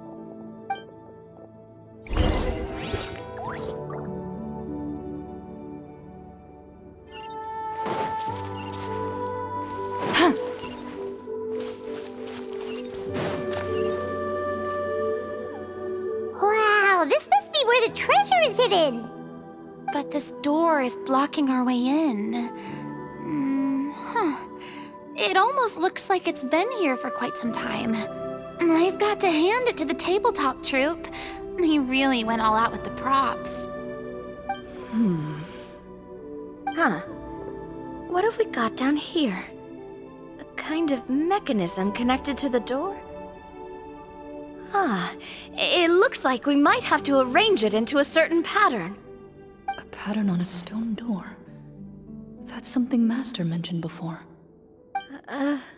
Is something wrong, Clorinde?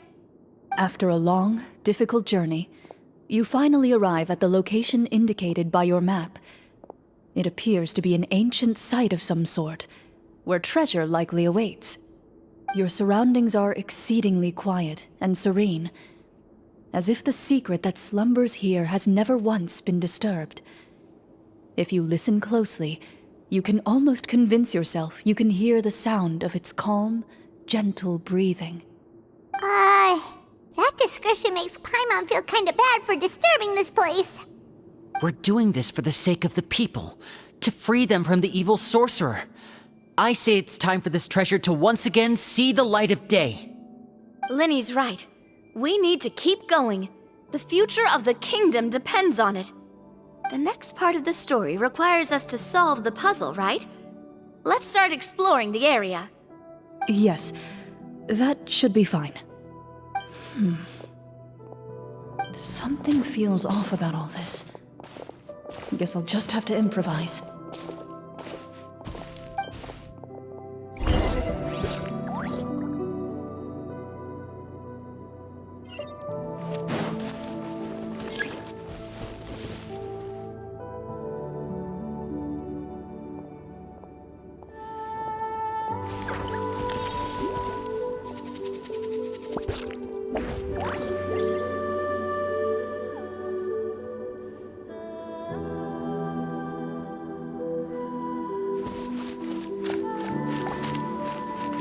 I found something!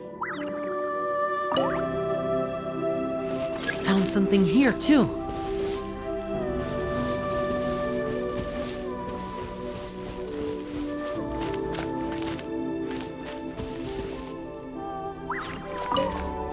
Same here!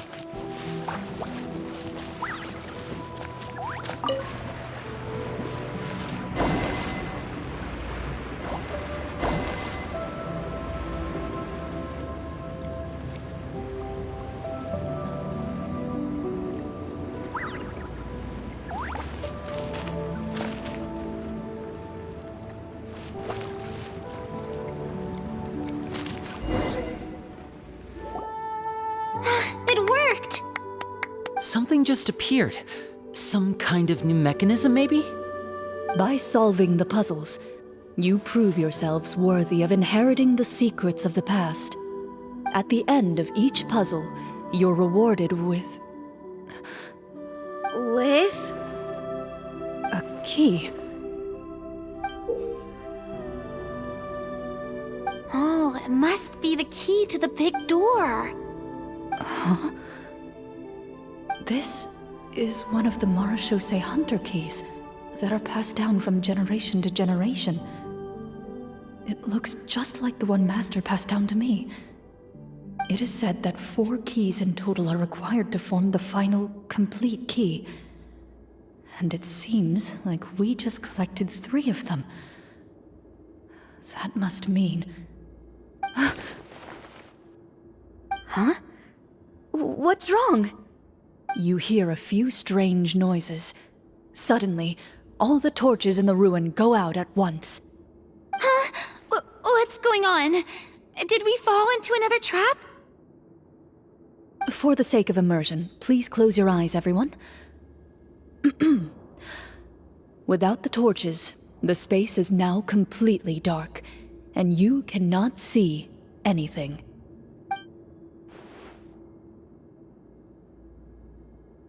But Paimon can still see a little bit over here.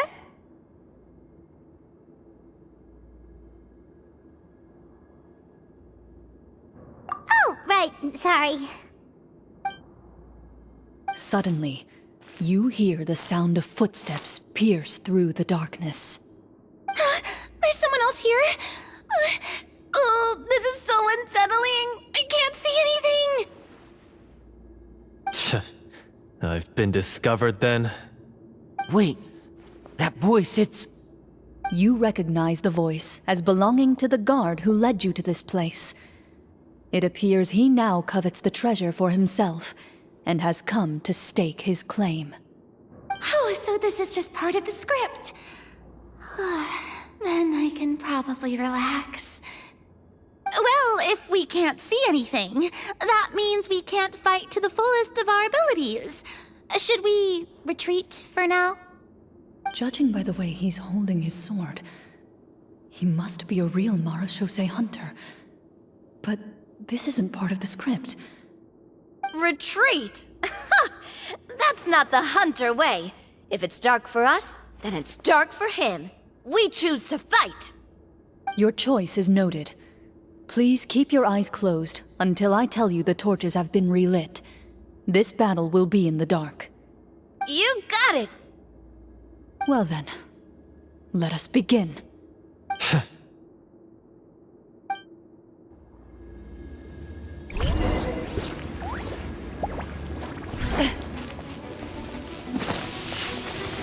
Into the shadows.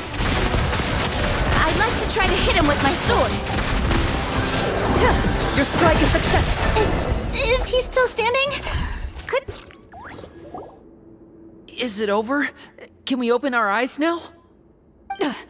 The enemy is strong and relentless, but the battle is nearing its end. The torches have not been relit. What about now?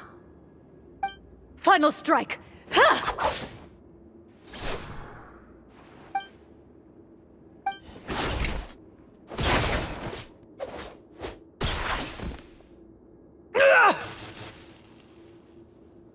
Well, did we get him?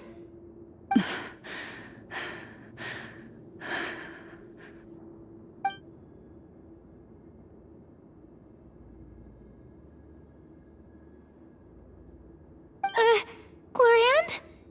Warm fire flickers across the walls once more. Your vision is now clear. In an impressive display of courage, the 4 of you successfully defeat the uninvited guest. That look in his eyes. It's like he became an entirely different person as soon as I defeated him. Huh? Mr. Florian? Oh, wait. We're supposed to be role-playing.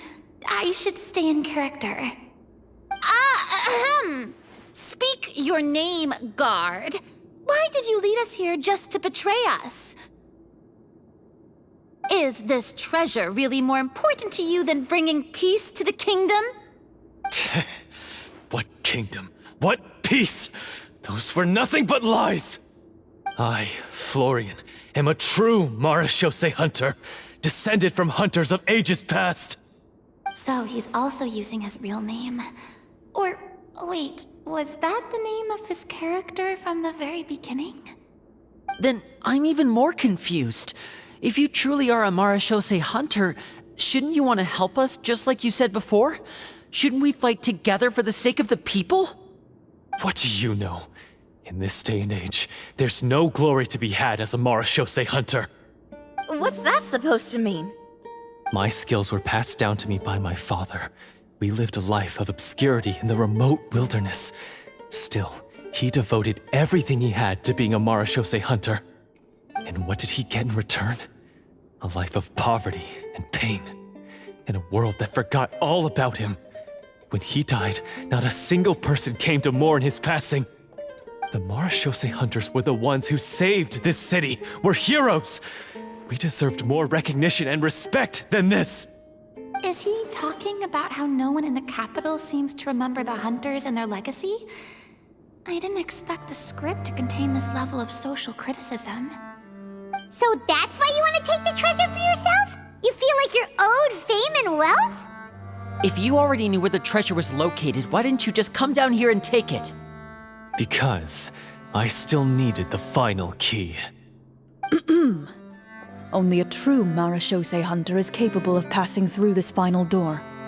As someone who sought to hurt others for his own gain, Florian lost that right long ago. Okay, but what is this treasure anyway? We've got all the keys, right? So can we just go in and take a look? You're sure you want to go in? We've been talking about it for so long, of course we want to see what's inside! And we've already defeated Florian, right? So he won't try to take it from us anymore. Pesky brats. Watch yourself. Then let's open the door together. All right. Your choice of action is confirmed.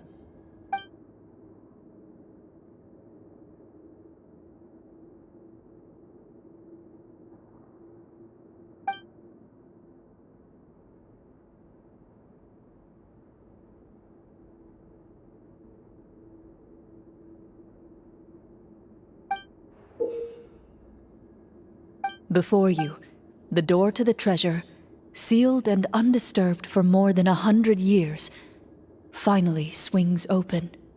You hear the shrill wail of the door hinge as it rotates for the first time after years of disuse, almost like a sleeping giant letting out an extended yawn. You get the impression that the secrets buried behind this door might be just as heavy as the sound you just heard. It's open! Come on, let's go in! Paimon wants to see what's inside! Ooh, me too!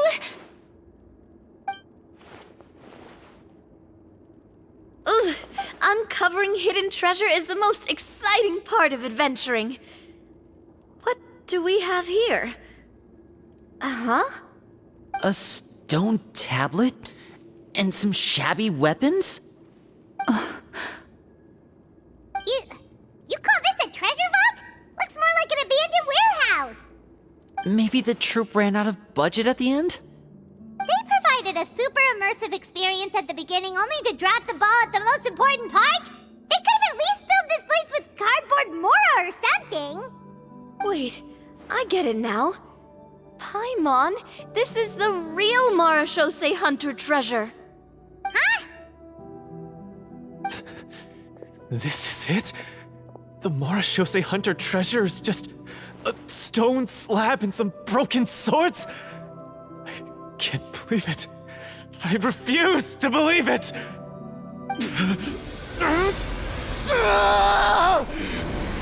Whoa, are you okay? The Marashose hunter before you appears to suffer a serious mental breakdown. He needs to leave the room for a moment to collect himself. One of you seems to understand the significance of the treasure already. If the rest of you wish to follow suit, you may remain here in the meantime and explore your surroundings.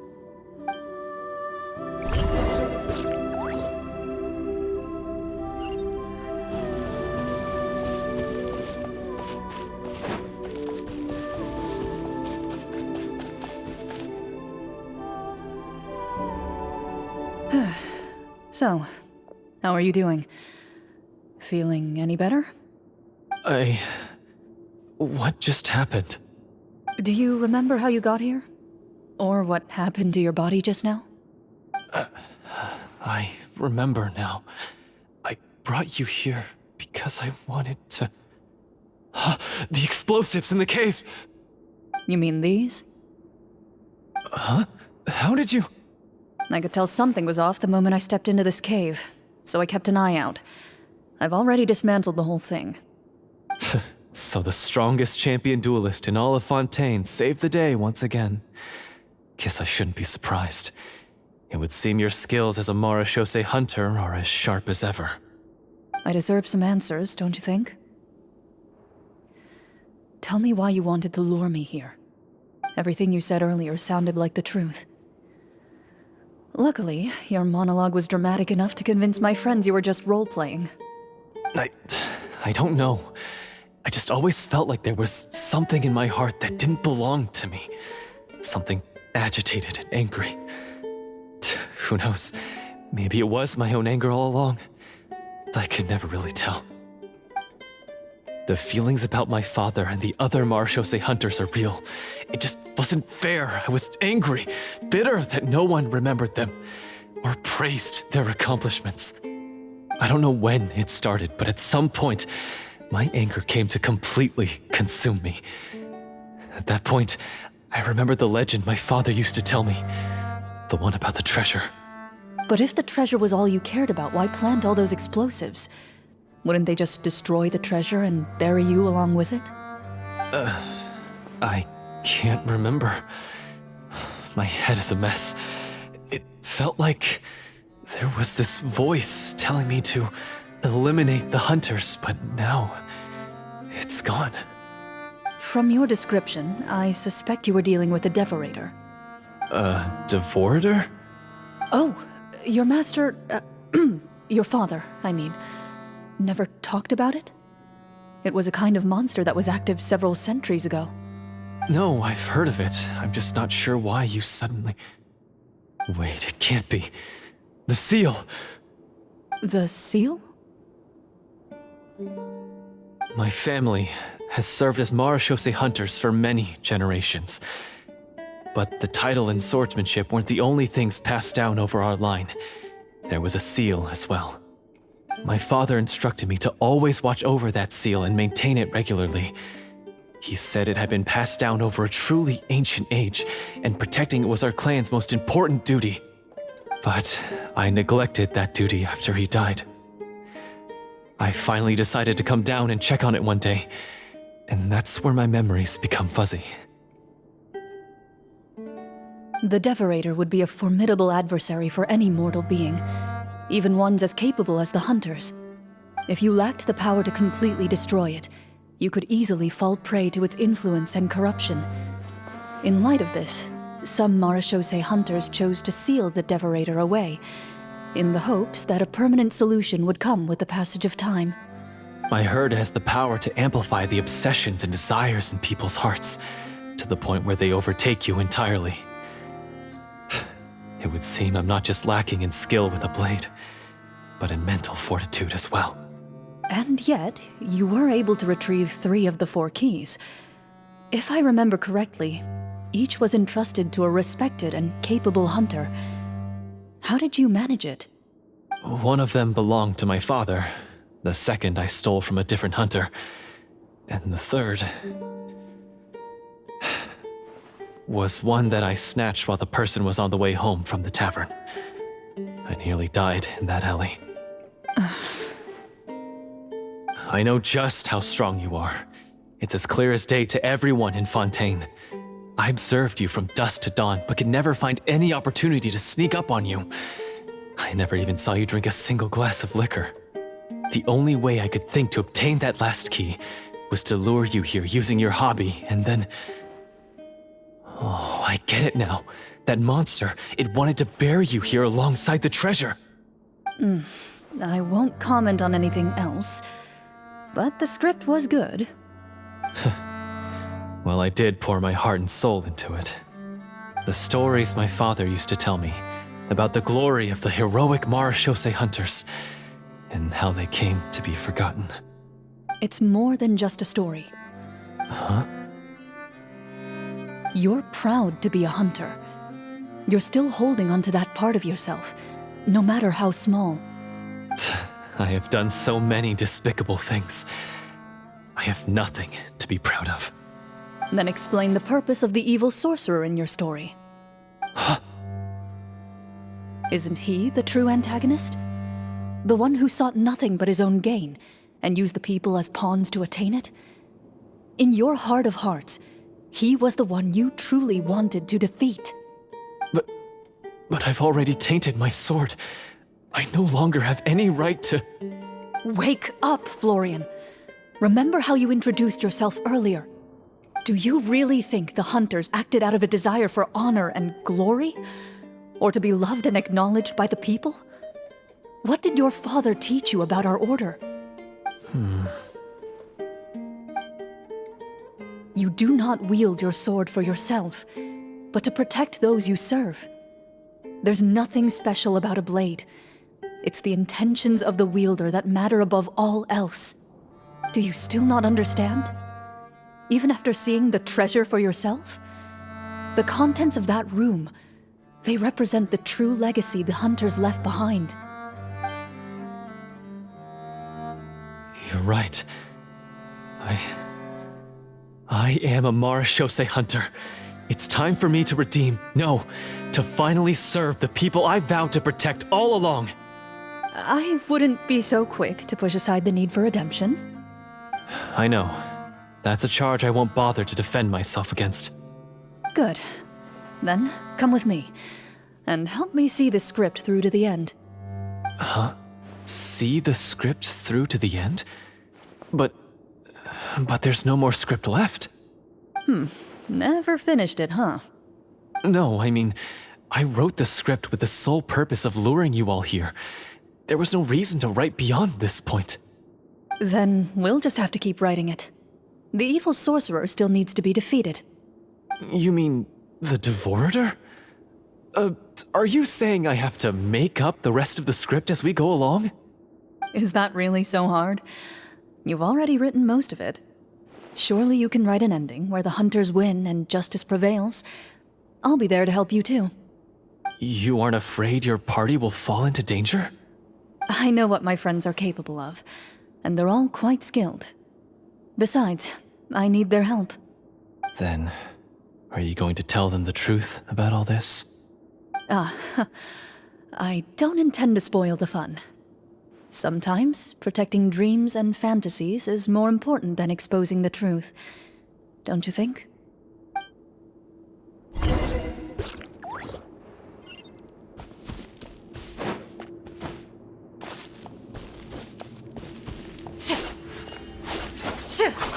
Ready.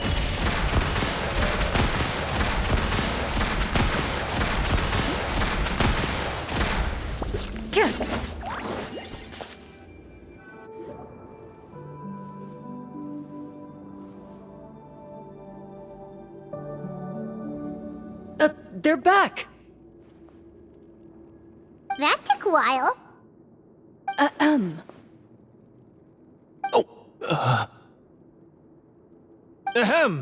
My fellow Marashose hunters, please forgive me, for I have sinned. Tone it down. Sorry. After crossing swords with you and witnessing your courage in battle, I've rediscovered my true self and regained my pride as a Marashose hunter. Oh, do I smell a redemption arc? I confess, I was brainwashed by the evil sorcerer. He asked me to lure you here so he could bury you in this cave. That little... Wait, you're saying all of that wasn't you, but the evil sorcerer? That's right. He's adept at manipulating the hearts and minds of the people. I fell under his influence because I did not possess a strong enough sense of will. Huh. And how are you going to prove that you're a changed man? We're not going to fall for the same trap twice. To be perfectly honest, I only came to my senses after seeing the treasure. It reminded me of my father's past teachings. The treasure was actually... The names of all the Marashose hunters from ages past and their weapons? Wait, you already know? Of course. Don't underestimate a veteran role-player's exploration skills. Oh, wait, I mean Marashose Hunter Navia's exploration skills. We just finished reading through the content of the stone tablet. That tablet recorded the lives of some fascinating people. For example, this Marashose Hunter called Esto. She inherited the responsibilities of the Golden Hunter and passed judgment on many people. But in private, she had a very easygoing personality. Her favorite pastime was singing and dancing with her friends, and she was said to have a beautiful voice. So, she was just like you. Oh, you really think so? Well, when you put it that way, I suppose I also have a few things in common with this Walter.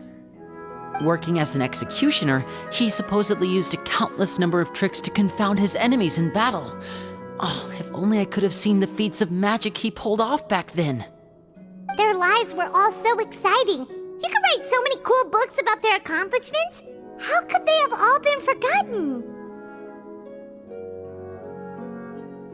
Because they chose to be.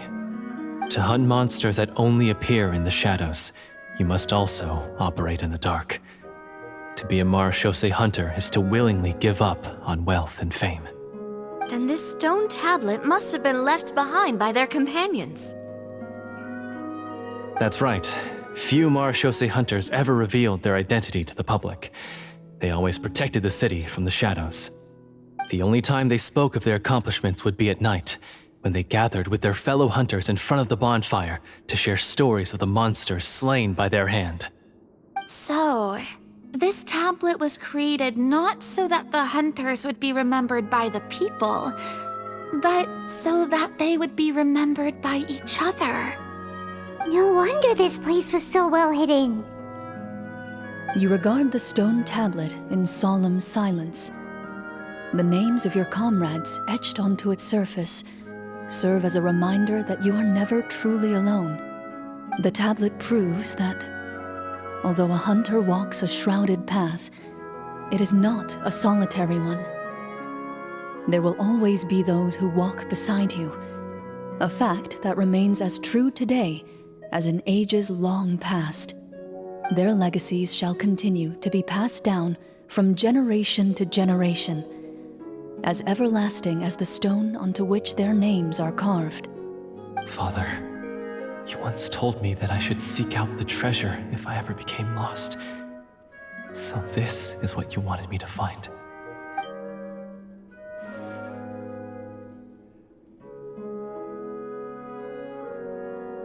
Thank you, my friend. You are very kind. I implore you, everyone, please give me a chance to make up for all I've done. Allow me to fight alongside you and defeat the evil sorcerer that threatens the peace and prosperity of everyone in this kingdom. Well, I say we let you join. Sounds good to me too. Everyone makes mistakes. What matters is what you do to make up for them.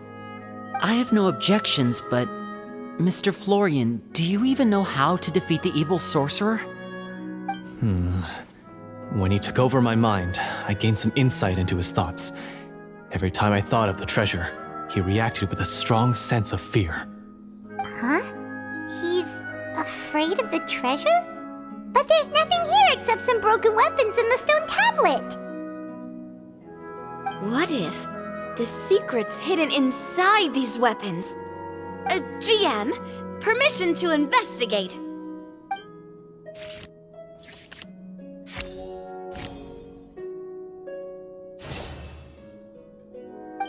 At first glance, the weapons appear absolutely ordinary.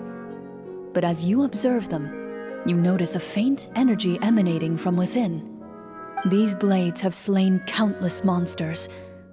Though it's been a long time since they were used in battle, their edges remain sharp, as if they're simply waiting for the next worthy hunter to carry on their legacy. So basically take these with us, right? I'll take this weapon, since it used to belong to Esto. Maybe it'll find comfort in being held by someone who appreciates the arts. Good idea.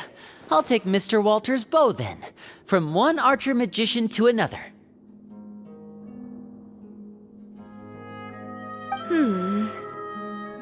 Paimon's gonna pick a cool weapon too!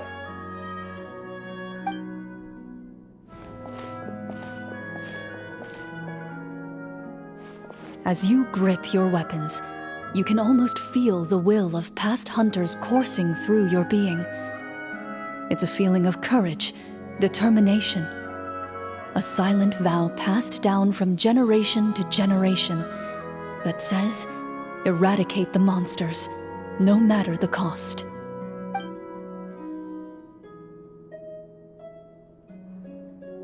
Mr. Florian, do you know where to find the evil sorcerer? I was able to see his surroundings when our minds were connected. I believe he's currently hiding out at the church in the kingdom. We must be extremely careful. He's spent so long living among monsters that he's now taken the form of one. He will not be easily defeated. Then why don't we explore some more and try to find some higher level gear? We don't want to just fight him and lose, right?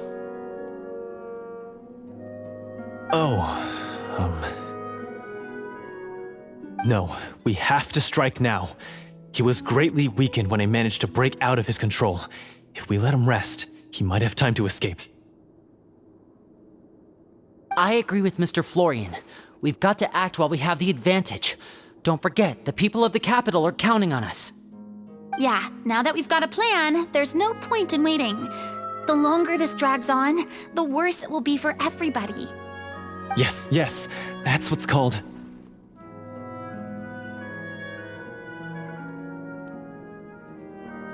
Yes, that's exactly right. Alright, you've persuaded Paimon. Mr. Florian, please, lead the way. Of course. Follow me. He had to set up so many scenes today, and now he has to join in for this last part. I really don't envy his job. Finally, you decide to slay the evil sorcerer and bring peace back to the kingdom once and for all. As you walk away, you feel the gaze of the stone tablet at your back, as if all the hunters of the past are wishing you success in the battle ahead and awaiting your triumphant return.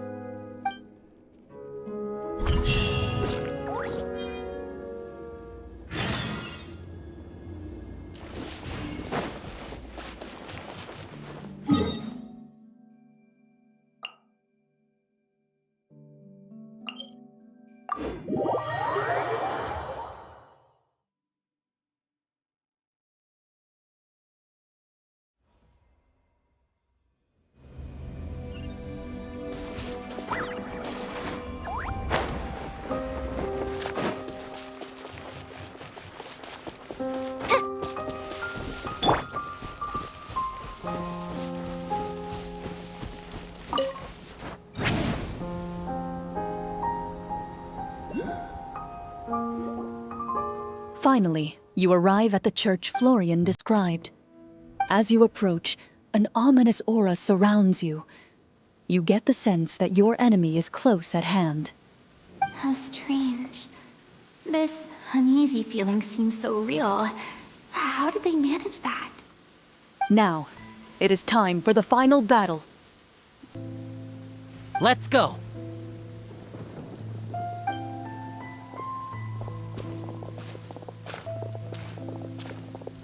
Florian, wait. What's wrong? I think you should wait outside. You've already been corrupted by the Devorator once. It could easily re-enter your mind and take control of your body. I don't think it's a good idea for you to be this close. If it corrupts you again, it's possible you might take on a new form entirely. That's exactly why I have to go. Why I should be at the very front. You mean... Yes. I intend to lure it into my body. That's too risky. If things get out of hand, I might have to kill you. Do you understand how dangerous this is? I understand, but if I do this, you'll have a clear and visible target. The Devorator will have a hard time passing up a chance to enter a body it knows how to control. You won't have to worry about any of your friends being taken over.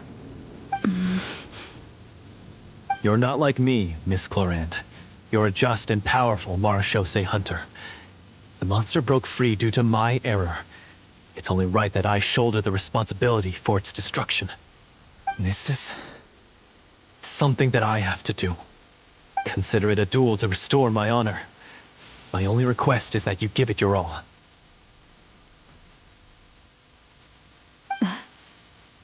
I understand.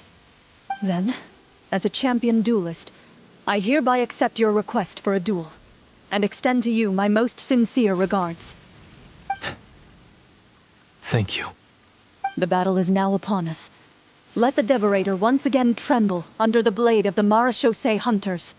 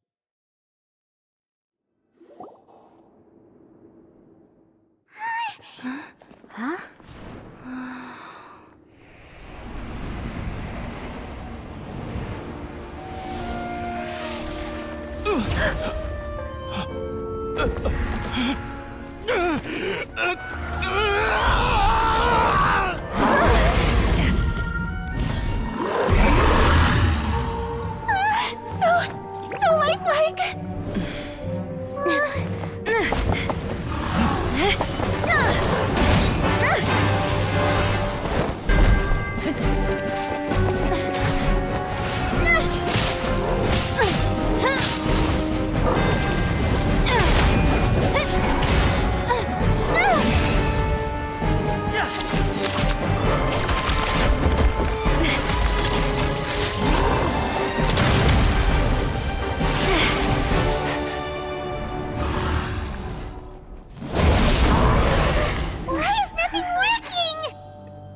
This foe is not invincible.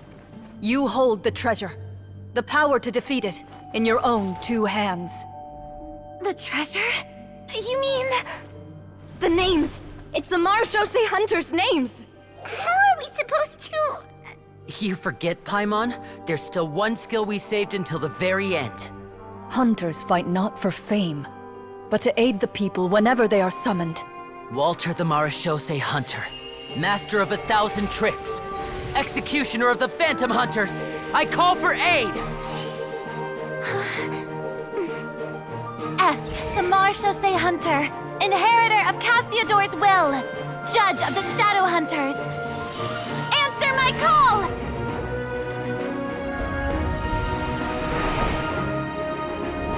Petronia, protector of justice and order. The hunter I respect the most. Thank you for saving my friend, the best one I'll ever know. Please, lend us your strength!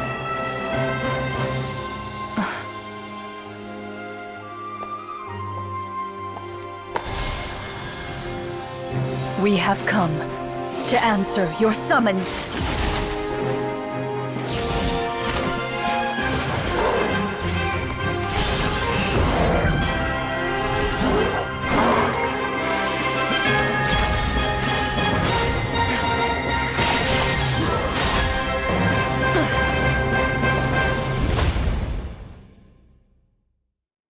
And so, the monsters were eradicated, and the sorcerer was defeated. Peace soon returned to the capital.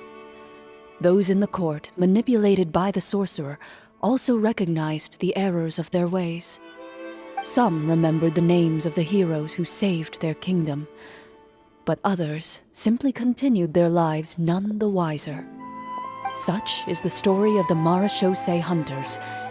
They pursue the phantoms in the darkness and exterminate all who pose a threat. They will always protect the city and those within it, even should all memory of their accomplishments be forgotten by the very people they serve. I'm assuming we've finally reached the end of the script.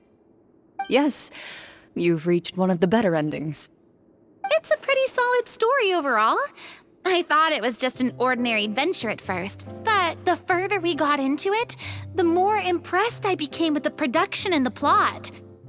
That final battle especially! All the effects were super realistic. Oh, right. Yeah, totally. That's a really good point. I never expected the weapons we picked up from that vault would have that kind of effect. Yeah, mine nearly scared the daylights out of me when it started glowing. I took a good look at it after we got out, but I don't think it ever lit up again. Oh, we should probably give these props back, right? I'll just leave mine here. Did you have a good time? Of course! Let me know if another script like this comes around. Sure, no problem. Then I'll head back for now. I think I need some time to fully digest everything that just happened. Once Mr. Florian is awake, please pass on my regards to him.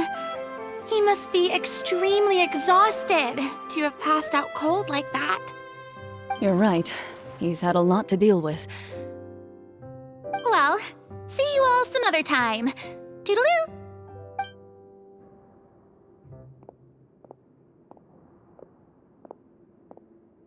Okay, so, can I ask now? I think it should be fine, yeah. What in the world was going on back there? So you saw through all of that? That time in the cave when you told us to close our eyes, it'd be weirder if we didn't notice anything. I was dying of curiosity the entire time. I mean, you did a pretty bang-up job of pretending nothing had gone wrong. Farina actually looked like she thought all of it was planned. Guess none of us wanted to be the one to break the illusion. What are you all talking about?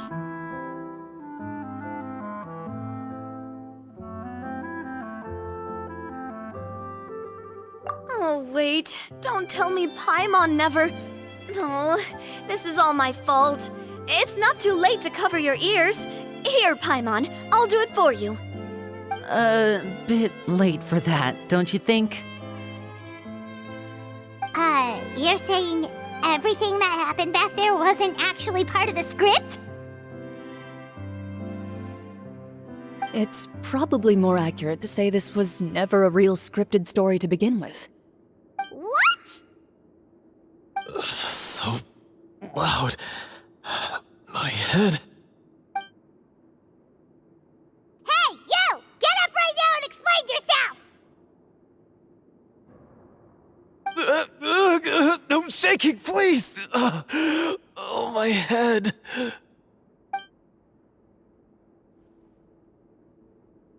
Did Paimon just hear that right? You guys made up that whole last part on the spot? It's not nice to lie to people, but Paimon's got to admit, that was a really good story, Florian. Oh, and nice improvisation, Clorinde! Yeah, it was like watching a magician improvise a spectacular magic trick after forgetting an important prop. If Paimon knew something was wrong with that vault, she would have floated straight in the opposite direction.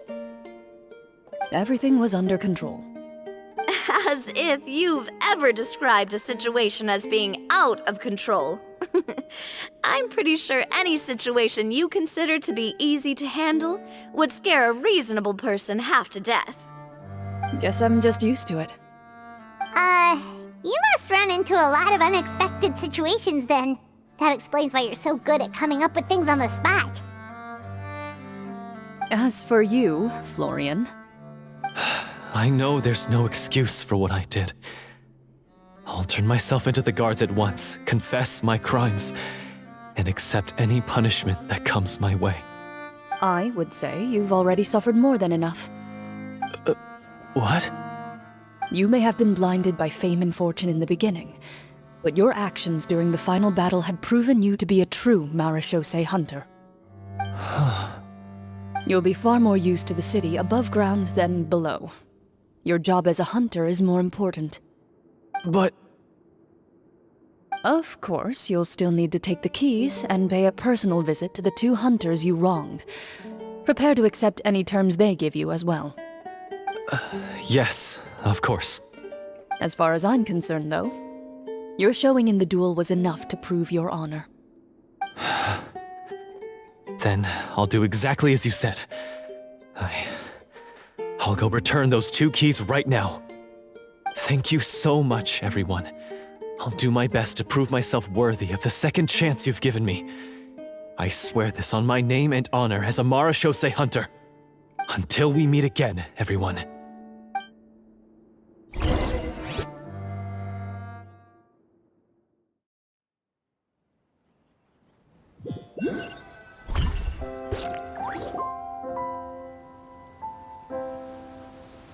Speaking of marechaussee hunters, what should we do about the treasure in that cave? Leave it be. Are you sure? We could show it to people, make it so that the hunters are remembered. Don't you want that? No. Every name on that tablet made the same choice. All hunters know what the path entails. I am no exception. My identity as a marechaussee hunter is not something I need people to remember. I wish only to be recognized as a champion duelist. Nothing more. That's certainly very different from the path of a magician. Still, I admire your decision. Wait! I just remembered something. If there were no special effects involved, why did our weapons begin to glow during the battle? That's because the marechaussee hunters of ages past would often imbue their weapons with special enchantments to suppress the monsters. Whenever a monster was nearby, their weapons would start to glow. Oh, so that's why they had an effect on that guy near the end. I really thought the summons were doing all the work. Well, I'm sure the summons were a part of it too. Oh? How so? This particular devorator probably hailed from the same era as the hunters we saw in the room. The names you recited all belonged to the bravest hunters. Countless monsters fell to their blades. That's likely why the devorator visibly reacted when you said them out loud. So the names held the power all along! Navia, everything you said during your summon. Huh? Oh, I meant what I said. I mean, it was true to my character, so yeah, I'm glad you heard it. Just don't make me repeat myself. It's embarrassing. I really appreciated those words. All right. Don't get all sentimental on me. Anyway, let's not talk about that anymore. I'm going to go on ahead. Don't fall too far behind now. She ran off! I should probably head back as well. This story was truly incredible. I might have to spend the whole night telling my siblings all about it. Goodbye.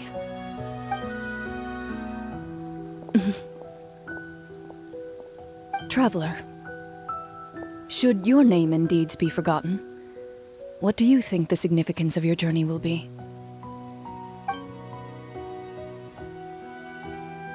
I suppose the significance would be the journey itself and the world we helped create. There's still value in the time I shared with everyone here, in the things we were able to accomplish, even if no one remembers them. A great answer. I'll remember it. Me? The marechaussee hunter says nothing in response to that question. Perhaps her answer lies in her silence. An unspoken vow left to echo through the night. The path she walks needs no explanation.